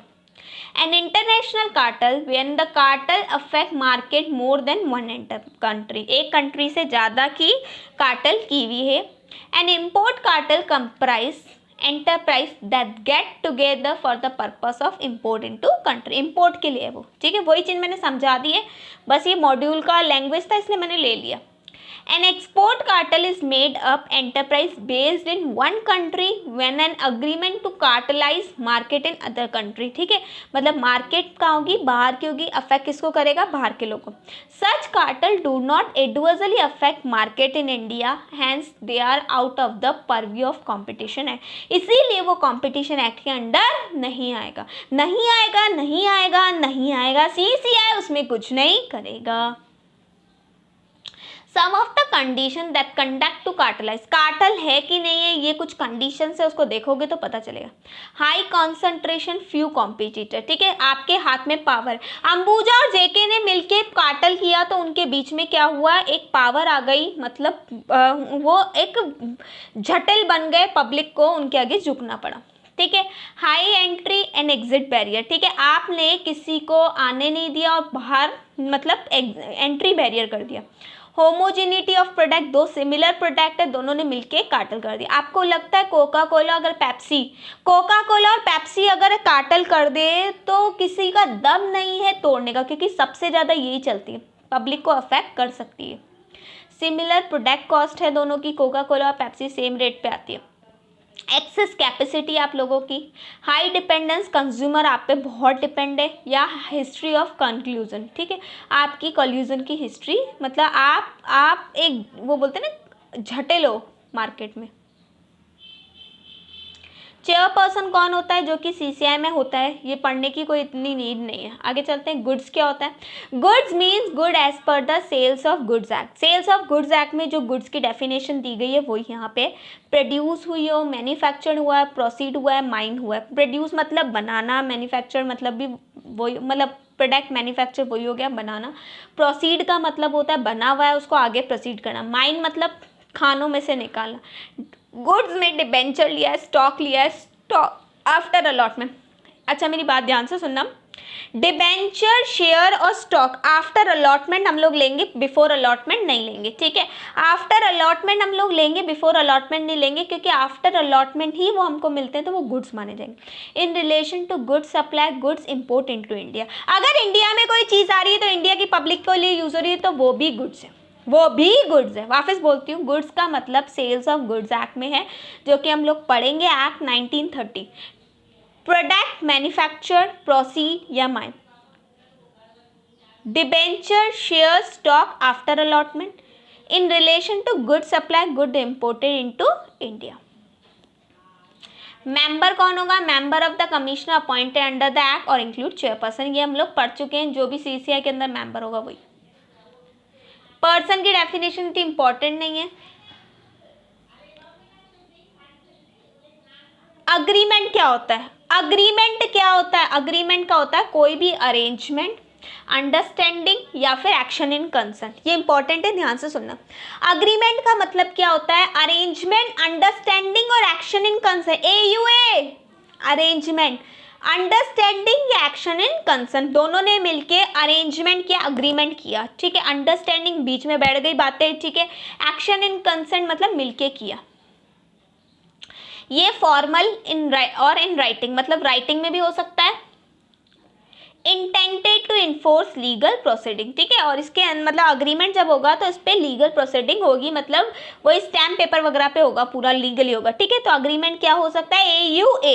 AUA AUA। A से होता है अरेंजमेंट, U से होता है अंडरस्टैंडिंग, A से होता है action in concern. AUA, A arrangement, U understanding और A action in concern. Writing में भी हो सकता है और ओरल, मतलब ओरल तो होगा ही नहीं, राइटिंग में होगा, फॉर्मल होगा, ठीक है। और लीगल प्रोसीडिंग होनी चाहिए उस पर, मतलब वही स्टैम्प पेपर वगैरह पे होना चाहिए। डायरेक्टर जनरल कौन अपॉइंट करता है? सेंट्रल गवर्नमेंट करता है सीसीआई के लिए, ये पढ़ने की ज़रूरत नहीं है। एंटरप्राइज क्या होती है? एंटरप्राइज का मतलब कोई भी पर्सन या और a department of a government, कोई भी इंसान या फिर department of a government engage in any activity in relation to production, control of goods, article और provision of service, ठीक है। Investment और in the business of acquiring, holding, underwriting, dealing with share, debenture और other securities, ठीक है। Does not include, ध्यान से सुनना, ये इंपॉर्टेंट है, ध्यान से सुनना, इस पे डायरेक्ट क्वेश्चन आ जाएगा 4 मार्क्स का। एंटरप्राइज क्या होती है? एंटरप्राइज है सेक्शन 2 सबसेक्शन H में। एंटरप्राइज सबसे पहले तो है का, एंटरप्राइज है सेक्शन 2 सबसेक्शन H में। एंटरप्राइज का मतलब क्या होता है? पर्सन या फिर कोई भी department of a government engage in any activity, कोई भी काम में हो रिलेटिंग टू प्रोडक्शन, बना रहा हो, कंट्रोल ऑफ गुड्स या फिर प्रोविजन, मतलब वही गुड्स या सर्विस में से कोई सा भी हो सकता है। इन्वेस्टमेंट कर रहा हो, जैसे कि हमारा म्यूचुअल फंड वगैरह इन्वेस्टमेंट करता है, ठीक है। Acquiring, holding, underwriting, shares, debenture, ये शेयर्स वगैरह में काम कर रहा है, ठीक है। तो क्या हुआ? गुड्स में हो या सर्विस में हो या फिर इन्वेस्टमेंट में हो, 3 चीज़ें ले लेना, गुड्स में हो या सर्विस में हो या इन्वेस्टमेंट में। गुड्स में हो या सर्विस में हो या इन्वेस्टमेंट में हो, ये 3 चीज़ें याद रख लेना। But does not include any activity of central government to sovereign function. Central government के जो सॉर्विनेंट फंक्शन में सेंट्रल गवर्नमेंट का मेन जो काम कर रही है वो लोग अग्रीमेंट एंटरप्राइज में नहीं आएंगे। पहला कौन है? RBI, पुलिस, ISR, ठीक है। ISRO का मतलब होता है international service of research organisation, ठीक है। रिसर्च ऑर्गेनाइजेशन, ये रिसर्च वगैरह करती है। या डिफेंस, जो कि हमारे आर्मी वगैरह के लोग होते हैं, वो लोग सॉर्विनेंट फंक्शन करते हैं, तो वो यहाँ पे नहीं आएंगे, वो एंटरप्राइज की डेफिनेशन में नहीं आएंगे। वापस बोलती हूँ, एंटरप्राइज कोई भी हो सकता है, गवर्नमेंट डिपार्टमेंट भी हो सकता है। क्या कर रहा हो? गुड्स में काम कर रहा है या सर्विस में काम कर रहा है या इन्वेस्टमेंट में काम कर रहा है, लेकिन क्या नहीं आएगा? सेंट्रल गवर्नमेंट के सॉर्विनेंट फंक्शन। इसमें क्या क्या आ सकता है? RBI आ गया, हमारा पुलिस आ गया, डिफेंस आ गया या ISRO आ गया। एक्टिविटी क्या होती है? एक्टिविटी है डेफिनेशन सेक्शन 2 सबसेक्शन एच में। एक्टिविटी डिफाइन है सेक्शन 2 सबसेक्शन एच में, कौन है? प्रोफेशन या फिर ऑक्यूपेशन। प्रोफेशन या ऑक्यूपेशन, आप लोग जो सीए बनोगे या सीएस बनोगे उसके बाद आप लोग सर्विसेज दोगे, आप लोग पब्लिक को सर्विसेज दोगे, आप क्या कर रहे हो? एक्टिविटी कर रहे हो। प्रोफेशन, ठीक है। और ऑक्यूपेशन का मतलब होता है कोई भी, ऑक्यूपेशन का मतलब क्या होगा? कोई भी मतलब गुड्स वगैरह में काम कर रहा हो, ठीक है। यूनिट और डिवीजन इंक्लूड अ प्लांट और factory establish for production, supply, distribution, acquisition of और कंट्रोल ऑफ एनी गुड्स और any branch of establish with the provision of service. मतलब कोई भी यूनिट में भी ये काम हो रहा हो तो वो एक्टिविटी। एक्सेप्शन है सॉवरेन फंक्शन ऑफ गवर्नमेंट, वही बात बता दी, ठीक है। आरबीआई कोई काम कर रहा है, सैरो कोई काम कर रहा है, डिफेंस कोई काम कर रहा है या पुलिस कोई काम कर रहा है? क्या बोला वापस बताओ। आरबीआई कोई काम कर रहा हो, सैरो कोई काम कर रहा हो या फिर डिफेंस या फिर पुलिस कोई काम कर रहा हो, वो एक्टिविटी में नहीं है। एक्टिविटी डिफाइन का है सेक्शन 2 सबसेक्शन एच। दो वर्ड्स याद रखना, प्रोफेशन और एक्टिविटी। प्रोफेशन या ऑक्यूपेशन, प्रोफेशन या ऑक्यूपेशन, प्रोफेशन या ऑक्यूपेशन, ठीक है। ये एक्सेप्शन से क्वेश्चन बन के आ सकते हैं कि क्या आरबीआई भी एक एंटरप्राइज है? क्या आरबीआई में होने वाले काम भी एक एक्टिविटी है? नहीं है भाई, वो नहीं है, वो एक्सेप्शन में कवर्ड होते हैं। रेलिवेंट मार्केट हम ऑलरेडी पढ़ चुके हैं तो इसलिए मैं इसको स्किप कर रही हूँ। ये हम ऑलरेडी पढ़ चुके हैं, ठीक है।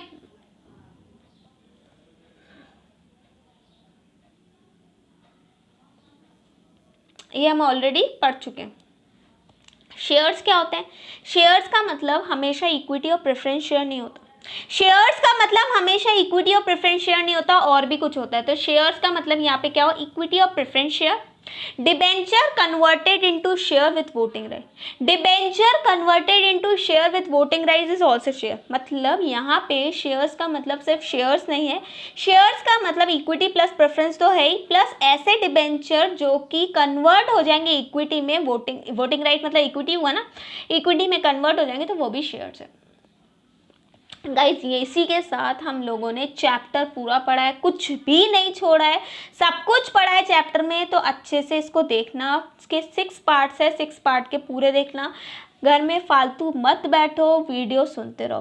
गाइस इसके साथ एक चीज़ और कि मेरा टेलीग्राम पे एक चैनल है, उसको लिंक मैंने नीचे डिस्क्रिप्शन बॉक्स में दे रखा है, तो प्लीज़ उसको क्या करना है आप लोगों को, उसमें आपको सब्सक्राइब करना है क्योंकि सारी इंपॉर्टेंट इन्फॉर्मेशन तो वहीं पे आने वाली है। तो गाइस अगर आप लोगों को मेरी वीडियोस अच्छी लग रही तो प्लीज़ इसको शेयर ज़रूर करना यार, क्योंकि बड़ा मेहनत लगता है एक एक चीज़ समझाने में, ठीक है। तो चलो bye, thank you and have a nice day.